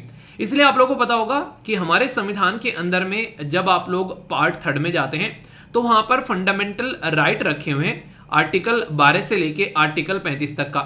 और इसी के अंदर में आप लोगों को अपना खुद का रिलीजन कौन सा फॉलो करना है और किसी और को फॉलो करने से रोकना या फिर उसकी जिंदगी में इंटरफेयर नहीं करना है, ये सारी बातें लिखी हैं आर्टिकल 25 से लेके आर्टिकल 28 तक। यानी कि ये चीज हमारे संविधान निर्माता बखूबी समझते थे, इसलिए पूरे 4 आर्टिकल उन्होंने डेडिकेट कर दिए। आर्टिकल 25, आर्टिकल 26, आर्टिकल 27 और आर्टिकल 28 वो इसी पर्पज के लिए उन्होंने डेडिकेट कर दिए, ताकि समाज को इंडिपेंडेंट तरीके से अपना अपना रिलीजन फॉलो करने के लिए सपोर्ट मिल सके। और हमारी कहीं ना कहीं एक सेक्युलर टेंडेंसी वो इसी आर्टिकल से निकल कर आती है जो यहाँ पर ये सिस्टम लिखा हुआ है। हालांकि सेक्युलरिज्म का जो वर्ड है हमारे प्रीएम्बल के अंदर में वो बाद में ऐड किया गया। कब ऐड किया गया? आप लोग बताइए कौन सा संविधान संशोधन करके प्रीएम्बल के अंदर में सेक्युलर वर्ड ऐड किया गया। इसका मतलब ये नहीं कि उससे पहले हमारा देश जो था वो सेक्युलर यानी कि धर्मनिरपेक्ष नहीं था पर लेकिन हाँ लिख दिया तो चलो और अच्छी बात है, ठीक है ना। ये बिल्कुल ऐसे ही है जैसे मैं आप लोगों को हमेशा उदाहरण देता हूँ, ये नहीं लिखा है घर में कि माँ बाप की इज्जत करनी है, ठीक है, पर लेकिन माँ बाप की इज्जत करनी है, हर चीज लिखी नहीं होती है, ठीक है। तो इसी तरीके से आप लोग बोल सकते हैं। ये सारी बातें मैंने आप लोग क्यों बताई, क्योंकि इस आर्टिकल के साथ में आप लोग जब कनेक्ट करोगे तो इस चीज को आप लोग अंडरस्टैंड कर पाएंगे। अभी रिसेंटली एक पॉलिटिकल मुद्दा निकल कर आया केरला के अंदर से। केरला के अंदर में क्या हुआ, अभी जो केरला के चीफ मिनिस्टर हैं जिनका नाम है पिनाराई विजयन, उनके द्वारा एक पॉइंट नोट आउट किया गया और उसकी वजह से यहाँ पर डिबेट स्टार्ट हो गया।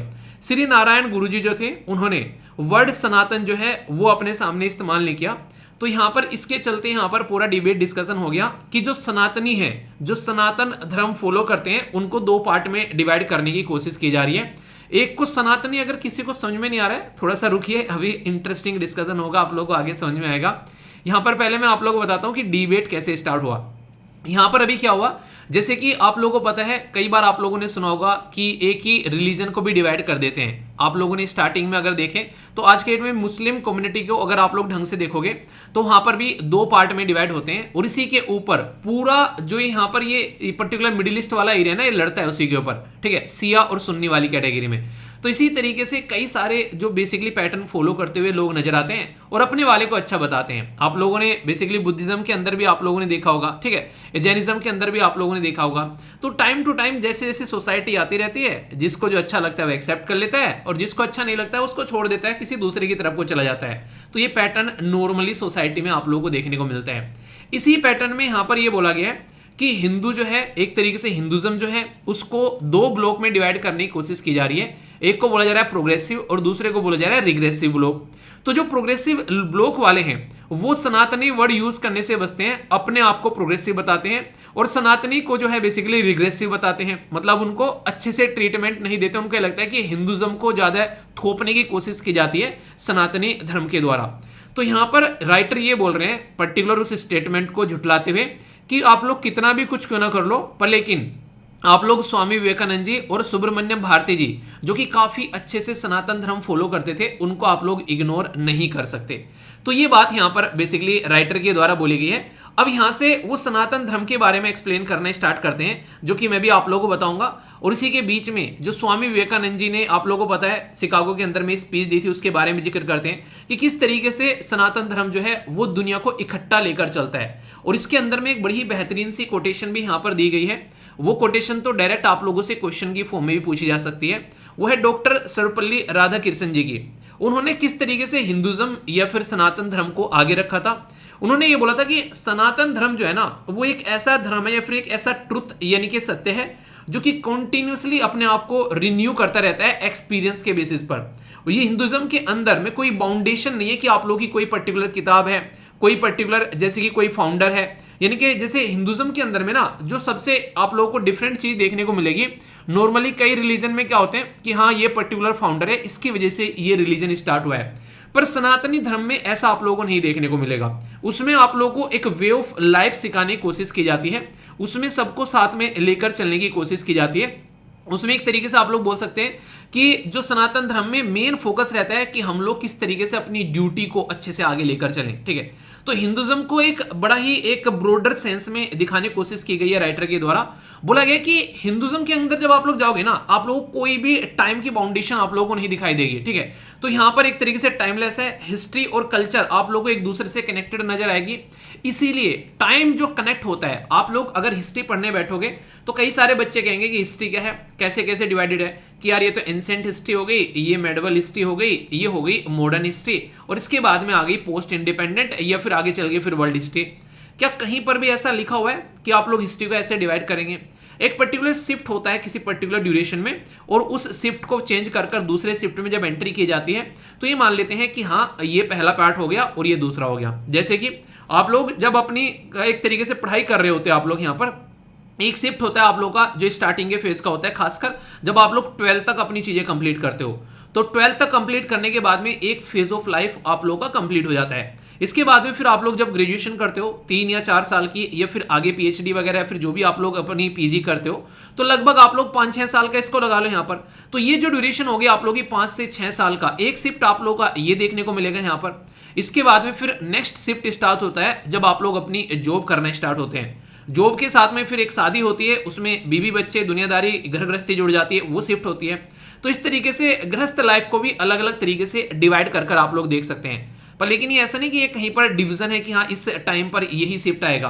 तो इसीलिए यहां पर बोला जाता है कि जो सनातन धर्म है ना, उसमें टाइम टू टाइम आप लोगों को अलग अलग तरीके की रिप्रेजेंटेशन की अलग अलग जो बुक्स हैं वो आप लोगों को देखने को मिलेगी, और जिसमें से निकलकर ये सनातन धर्म एक पर्टिकुलर टाइम के बारे में आप लोगों को बताता हुआ आगे बढ़ता चलता जाता है, जैसे जैसे हमारा समाज आगे बढ़ता है। जैसे वेदास, उपनिषद, भगवत गीता, रामायणा, महाभारता, ये सारी की सारी जो चीजें हैं ना, ये अलग अलग टाइम पर आप लोगों को देखने को मिलेंगी। ऐसा नहीं कि एक जगह किसी ने उठाकर रख दिया कि हाँ भाई साहब ये धर्म है और इसको फॉलो कर लो, नहीं। ये उस टाइम की सोसाइटी की कैसी थॉट प्रोसीजर था, कैसी कल्चर थी, उन सबको अपने अंदर समाहित करके चलता है। यानी कि ब्रॉडर वे ऑफ लाइफ आप लोगों को बताता है कि कैसे आप लोग अपनी लाइफ को जो है वो इंजॉय कर सकते हो। तो यहां पर आप लोग अगर ढंग से देखोगे तो बिलीफ क्या क्या आप लोग यहां पर नजर आते हैं। जैसे कि ब्रह्मा जो शब्द यूज किया था, इसका मतलब क्या होता है कि यूनिवर्सल सोल, एक तरीके से यूनिवर्सल सोल, यानी कि आत्मा जो है एक तरीके से उसको एक तरीके से एक नेक्स्ट एक इस तरीके से देखा गया कि एक यूनिवर्सल है, एक तरीके से कहीं ना कहीं एक तरीके से आत्मा को अमर की एक तरीके से ऐसे बताया कि आत्मा मरती नहीं है। कई बार आप लोगों ने देखा होगा, ठीक है, कि एक इंसान से दूसरे इंसान में ट्रांसफॉर्म हो जाती है, ठीक है। तो सुपर कॉस्मिक पावर की तरीके से आत्मा को देखा है कि जो कुछ भी है आत्मा ही है। अगर देखा भी जाए तो इंसान के प्राण निकल जाते हैं, उसके बाद में क्या रह जाता है, जो पार्ट्स बचते हैं वो मिट्टी में, पानी में, सब हवा में यहां पर मिल जाते हैं। तो ये यहां पर बताने की कोशिश की गई है। आत्मन इंडिविजुअल सोल बिलीव करता है एटर्नल के अंदर में। कर्मा के ऊपर सबसे बड़ा फोकस रहा है यहां पर। कर्मा मतलब एक तरीके से जो आप लोगों के कर्म है, किस तरीके की चीजें आप लोगों को लेकर चलते हैं, उसका इफेक्ट आप लोगों का फ्यूचर आउटकम देखने को मिलता है। यहां तक भी बातें की जाती है, ठीक है। इसी के साथ में संसारा यानी कि birth of life, death, rebirth की बात की जाती है यहां पर, कि आप लोग अब ने जो कर्म करोगे वो आगे भी आप लोगों को उसका पेमेंट एक तरीके से भोगना पड़ेगा। अच्छे कर्म करोगे तो अच्छे, नहीं तो फिर आप लोगों को देखना पड़ेगा। मोक्ष की प्राप्ति के बारे में बात की जाती है कि आप लोग इस संसार से कैसे आप लोग मुक्त हो सकते हो, ये सारी बातें यहां पर की जाती है। इसी के साथ में अगर आप लोग चीजों को देखोगे तो काफी डाइवर्स प्रैक्टिस आप लोगों को देखने को मिलेगी। यानी कि अलग अलग तरीके की फिलोसफी है, अलग अलग तरीके की सेक्ट्स है, अलग अलग तरीके की प्रैक्टिस है। ये इतने डाइवर्स हैं कि ये कहीं ना कहीं सबको अपने अंदर समाहित एक समाहित करके चलने की पावर रखते हैं। फ्लेक्सिबल भी है और इंक्लूसिव भी है, यानी कि ऐसा नहीं कि बस यही करना है, किसी ने लिख दिया है। ये एक तरीके से कोई पर्टिकुलर पर्सन नहीं है। जैसे उदाहरण के तौर पर यहां पर बताया गया, जैसे प्रोफेट मोहम्मद जी को यहां पर फॉलो किया जाता है मुस्लिम कम्युनिटी के अंदर में, तो यहां पर इस पर्टिकुलर सनातन धर्म के अंदर में किसी इंडिविजुअल पर्सन के बारे में आप लोग बोल ही नहीं सकते कि उनकी वजह से स्टार्ट हुआ है। कोई होली बुक नहीं है यहां पर कि आप लोग बोलो कि अकेली किसी पर्टिकुलर किताब का नाम दे दो, भगवत गीता नहीं, उपनिषद भी है, वेद भी है, रामायण भी है, महाभारत भी है। तो ये पर्टिकुलर एक काल की बात यहां पर की जाती है, ना कि पर्टिकुलर एक किताब या कोई पर्टिकुलर बुक जो फॉलो करके आगे बढ़ रहे हैं। तो एक पाथ हो गया, एक डाइवर्स और अलग अलग तरीके से अलग अलग लोगों के द्वारा अपनी अपनी बातें जो है उनका इंटरप्रिटेशन किया गया, समझाया गया समाज के अंदर में, उनको हम लोग फॉलो करते हुए आगे चल रहे हैं। जो धर्म है वो सेंट्रल अगर कॉन्सेप्ट आप लोगों को देखने को मिलेगा इसमें, और उसका मतलब धर्म का मतलब जो सबसे इंटरेस्टिंग जो चीज मुझे लगती है यहां पर, वो बोला जाता है बेसिकली ड्यूटी मेनली। यानी कि जो आप लोग काम करते हो ना, जैसे आप लोगों ने देखा होगा, आप लोगों को शायद ये चीज पता भी होगी कईयों को, तो जो बात करें तो अगर एपीजे अब्दुल कलाम सर की भी, उन्होंने भी गीता पढ़ी थी और उन्होंने भी उसके बारे में कई सारी बातें बोली थी कि किस तरीके से अपनी ड्यूटी को फॉलो करते हैं। कई सारे लोग तो ये बोलते हैं कि वहीं से ही उन्होंने जो है अपने कई सारी जो कोटेशन निकाली, जिसकी बारे में आज की डेट में भी हम लोग बातें करते हैं कि don't pollute your duty, if you will pollute your duty you have to salute everyone, और if you will salute your duty everyone will salute you. यानी कि अपनी जो ड्यूटी है, जैसे आपका धर्म क्या है, अगर मैं आप लोगों को बोलूं आप एक विद्यार्थी हैं तो आपका धर्म क्या है, आपका धर्म है कि अब फिलहाल जो है सारे आलस को छोड़कर, सारी फालतू की चीजों को छोड़कर अपनी पढ़ाई पर फोकस करना, ये आपका धर्म है, ये आपकी ड्यूटी है। क्योंकि इसके अलावा आपको तो ऐसे नहीं कहीं जॉब कर रहे हैं आप लोग, उसको आप लोगों को जॉब को चलाना है। जो जॉब कर रहा है तो उसका धर्म यह है कि इसको जॉब भी करनी है और पढ़ाई भी करनी है, उसका धर्म यह है कि दोनों में बैलेंस बनाकर चले, ये धर्म है। तो कहीं ना कहीं एक तरीके से सही चीज जो है इंडिविजुअल को एक वे ऑफ लाइफ जीने का तरीका सिखाने का एक काम करता है यहाँ पर सनातन धर्म, ये माना जाता है। बहुत सारे रिचुअल्स, बहुत सारे फेस्टिवल्स होते हैं। इवन आप लोग देखते हैं कई सारे पेड़ों को भी पूजा जाता है। यानी कि सनातन धर्म ये बताता है कि अपने अंदर में आप लोगों को प्रकृति को भी साथ में लेकर चलना है, यानी कि जिस प्रकृति में हम लोग रहते हैं उसको भी साथ में रखना है, तभी जाकर आप लोग अपनी लाइफ को सही डायरेक्शन में लेकर चल पाओगे। तो बहुत सारी ऐसी ऐसी बातें यहां पर इस पर्टिकुलर आर्टिकल में यहां पर डिस्कस की गई है।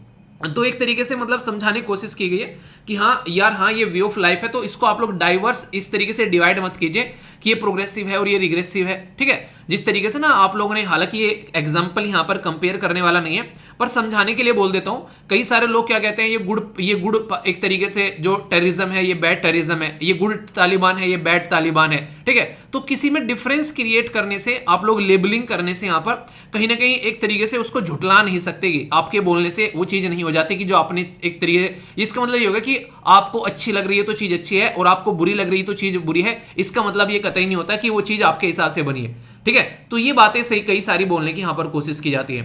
यानी कि एक ऐसे इंसान जिसके वे ऑफ थॉट पर आज की डेट में हम लोग चलते हुए नजर आते हैं, जो वो लोग उसको फॉलो कर रहे थे और उनको एक तरीके से ऐसे ज्ञान की प्राप्ति थी कि जिसका अंश भर भी हम लोग अचीव नहीं कर पा रहे हैं, जैसे कि स्वामी विवेकानंद जी के बारे में बात करें, और उस इंसान को आप लोग झुटलाने की कोशिश कर रहे हो, तो ये बिल्कुल गलत तरीका है। तो ये बातें मतलब एक डिफरेंट सा आर्टिकल लगा मुझे पढ़ने में, मुझे बड़ा इंटरेस्टिंग लग रहा था, कई सारी नई चीजें जानने को मिल रही थी। देखो एक इंटरेस्टिंग बात बताऊं, एडिटोरियल पढ़ने में सबसे शानदार चीज़ क्या लगती है, जब आप लोग चीज़ों को पढ़ोगे ना तो आप लोगों को ऐसी ऐसी चीज़ें जानने को मिलेगी कि आप लोगों को अपनी लाइफ के अंदर भी आप लोगों को इंप्रूवमेंट होता हुआ नजर आएगा। ऐसे नहीं कि आप लोग फैक्चुअल चीज़ें रट के चले गए, आप लोगों को मतलब एक अच्छा सा फील होगी, यार कुछ एक अपग्रेडेड वर्जन आप लोगों को देखने को मिला है, ठीक है। तो इसीलिए कहते हैं कि आप लोग का सोचने का तरीका तक चेंज करते हैं एडिटोरियल, ठीक है। तो इसलिए हमेशा कोशिश करो, अगर एडिटोरियल पढ़ रहे हो, जैसे फिलहाल के टाइम पर एग्जाम की तैयारी कर रहे हो, या फिर आगे चलकर अच्छी किताबें पढ़ो, जिससे कि आप लोग के थॉट जो है वो एक सही डायरेक्शन में चलते हुए आप लोगों को नजर आए, ठीक है। कैसा लगा आर्टिकल बताना, थोड़ा डिफरेंट आर्टिकल था, एथिक्स के पॉइंट ऑफ से आप लोग यहाँ पर इसके अंदर जो चीजें हैं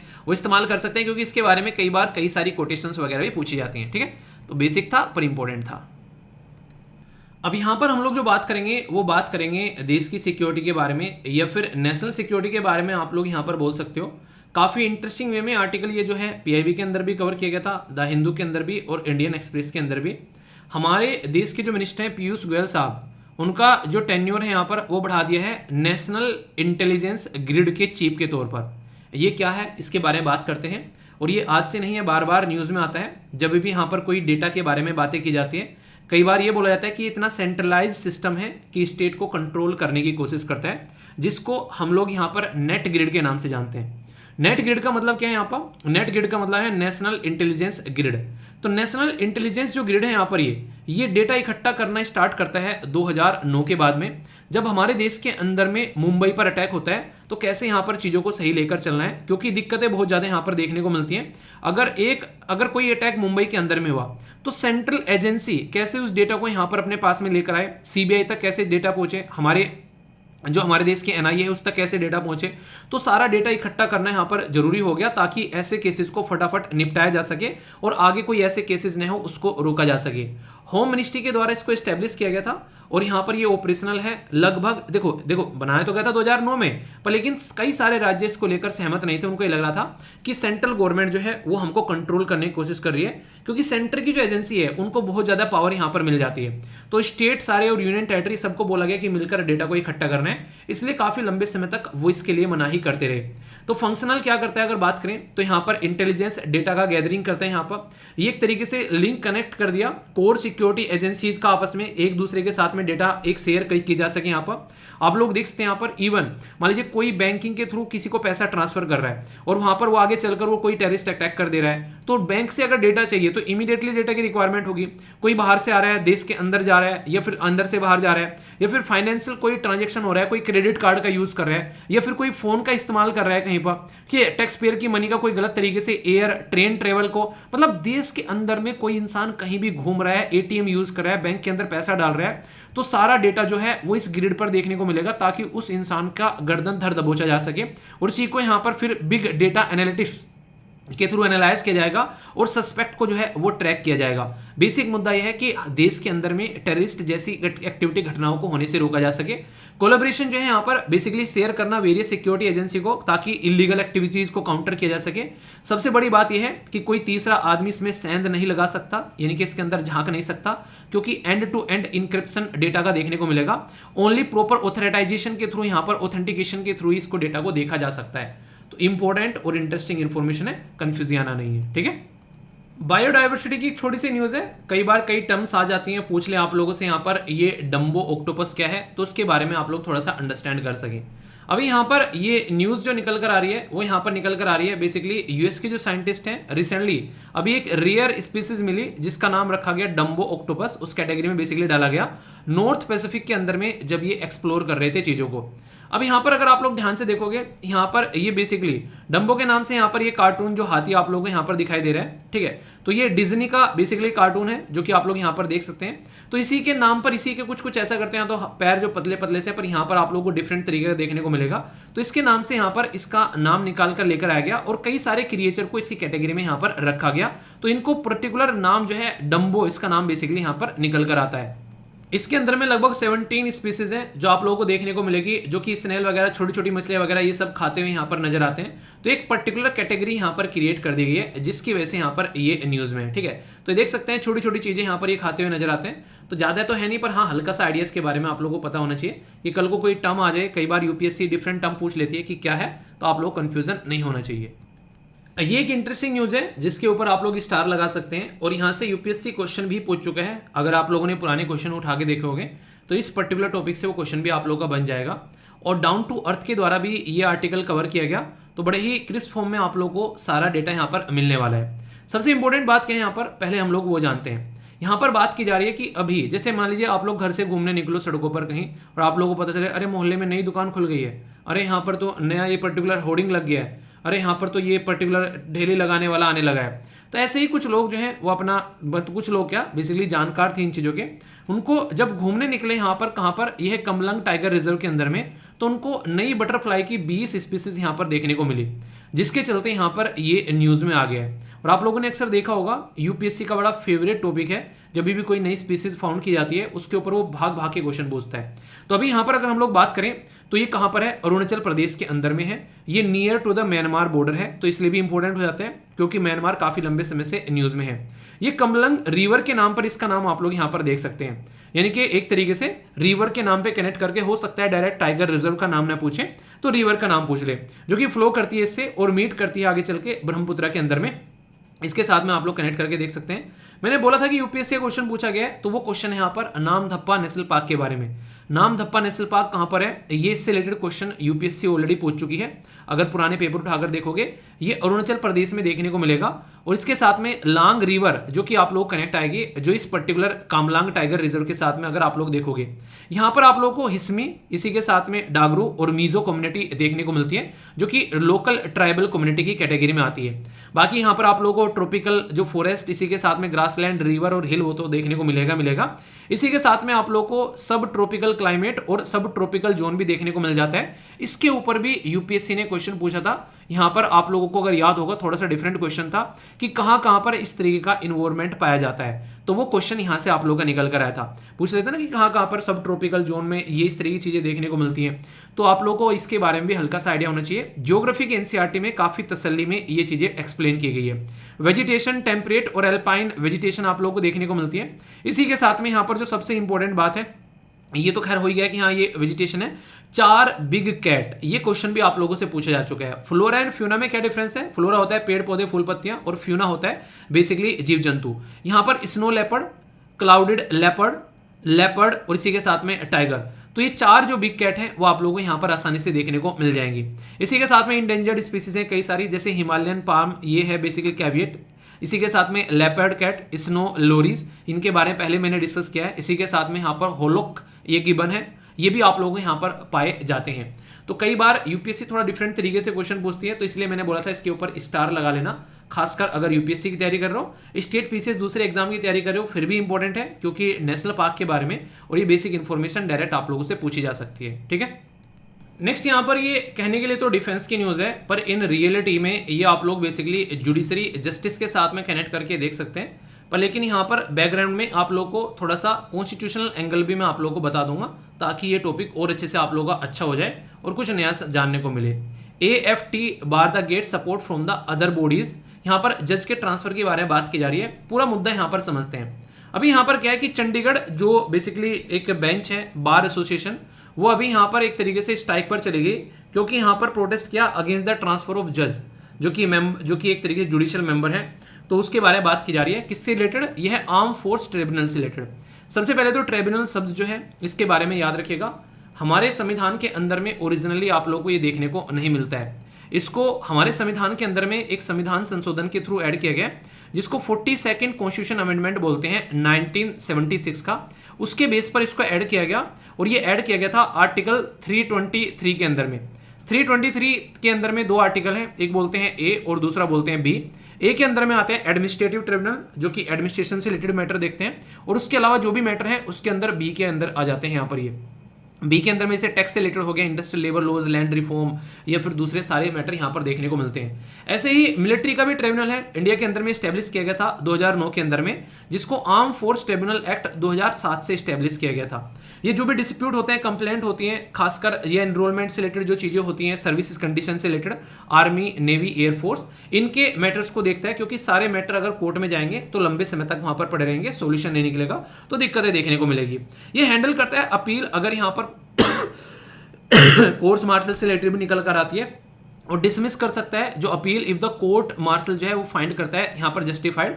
तो ये भी आप लोगों को देखने को मिलेगा, इसके हाथ में पावर रहती है। पर लेकिन ये याद रखिएगा, अगर यहाँ से आप लोग डिसीजन से सेटिस्फाई नहीं है तो इसके डिसीजन को डायरेक्ट सुप्रीम कोर्ट में आप लोग जाकर एक तरीके से वो कर सकते हो, सुप्रीम कोर्ट में जाकर आप लोग यहाँ पर चैलेंज कर सकते हो। सेम चीजें आप लोगों को मैंने पहले बताई थी नेशनल ग्रीन ट्रिब्यूनल के बारे में, उसका डिसीजन भी आप लोग सुप्रीम कोर्ट के अंदर जाकर चैलेंज कर सकते हो। कितने दिन के अंदर ये आप लोगों को बताना है, और नेशनल ग्रीन ट्रिब्यूनल हमारे देश में कब स्टैब्लिश किया गया और आज की डेट में उसके हेड कौन है ये बताना है। ये जो बेसिकली इसकी जो बेंचेस आप लोगों को देखने को मिलती है वो न्यू दिल्ली में, बाकी रीजनल जयपुर, चंडीगढ़, लखनऊ, गुवाहाटी, कोलकाता, चेन्नई, कोच्चि और मुंबई में भी देखने को मिलेगी।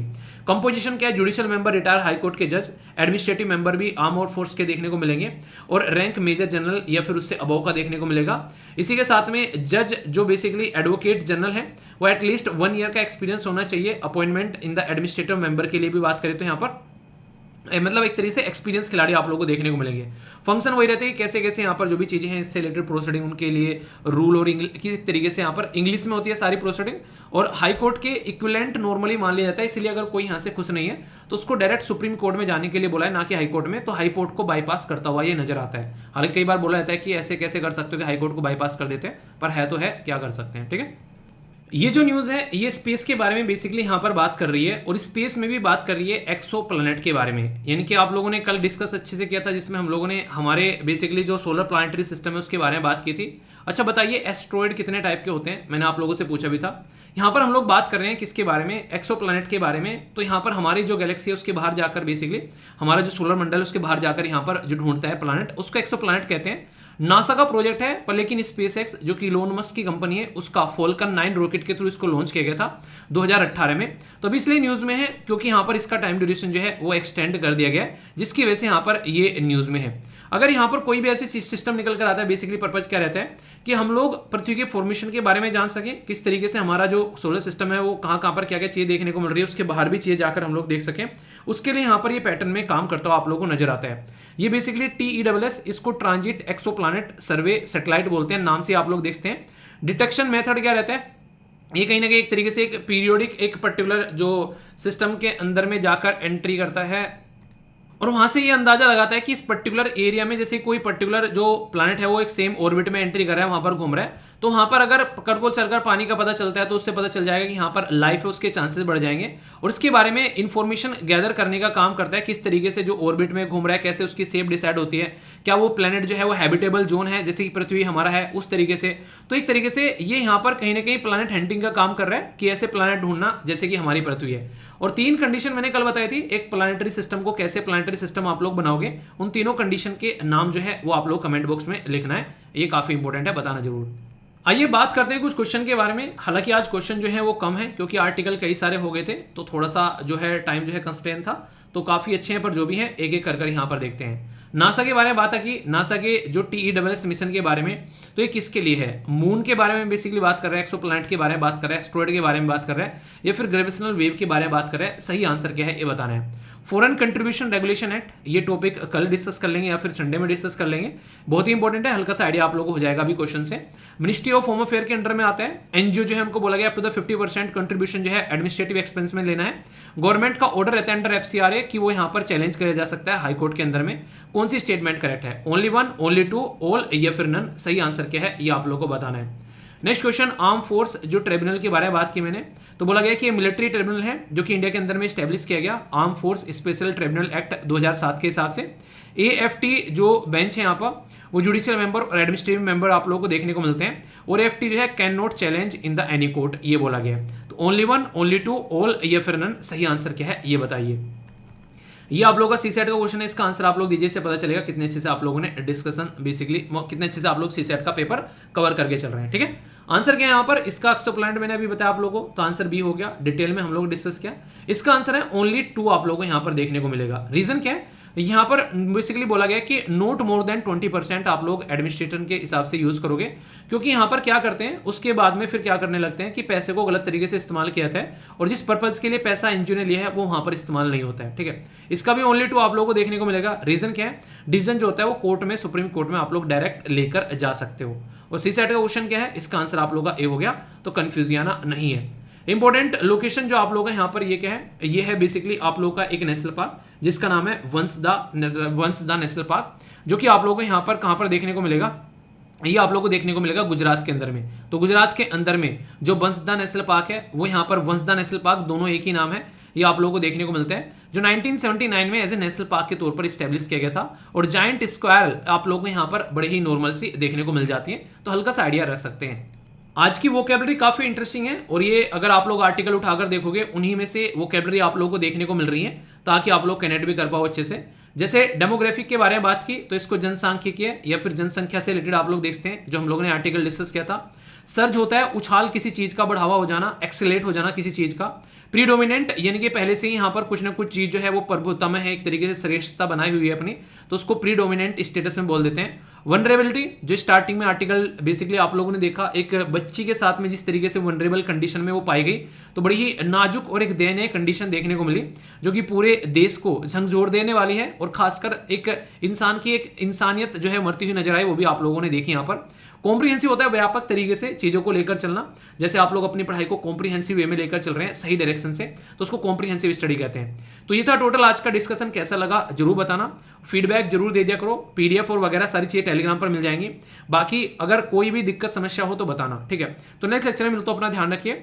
बाकी जो भी आर्टिकल बच जाते हैं टेंशन मत लिया करो, उनको आगे कवर करेंगे, ये गारंटी है। अगर पीछे देखा होगा तो हम लोगों ने ऐसे किया है, ठीक है। तो बड़ों को नमस्ते, छोटों को प्यार, छोटी सी लाइफ एंजॉय करार। मिलता हूं नेक्स्ट वीडियो में, तब तक के लिए जय हिंद।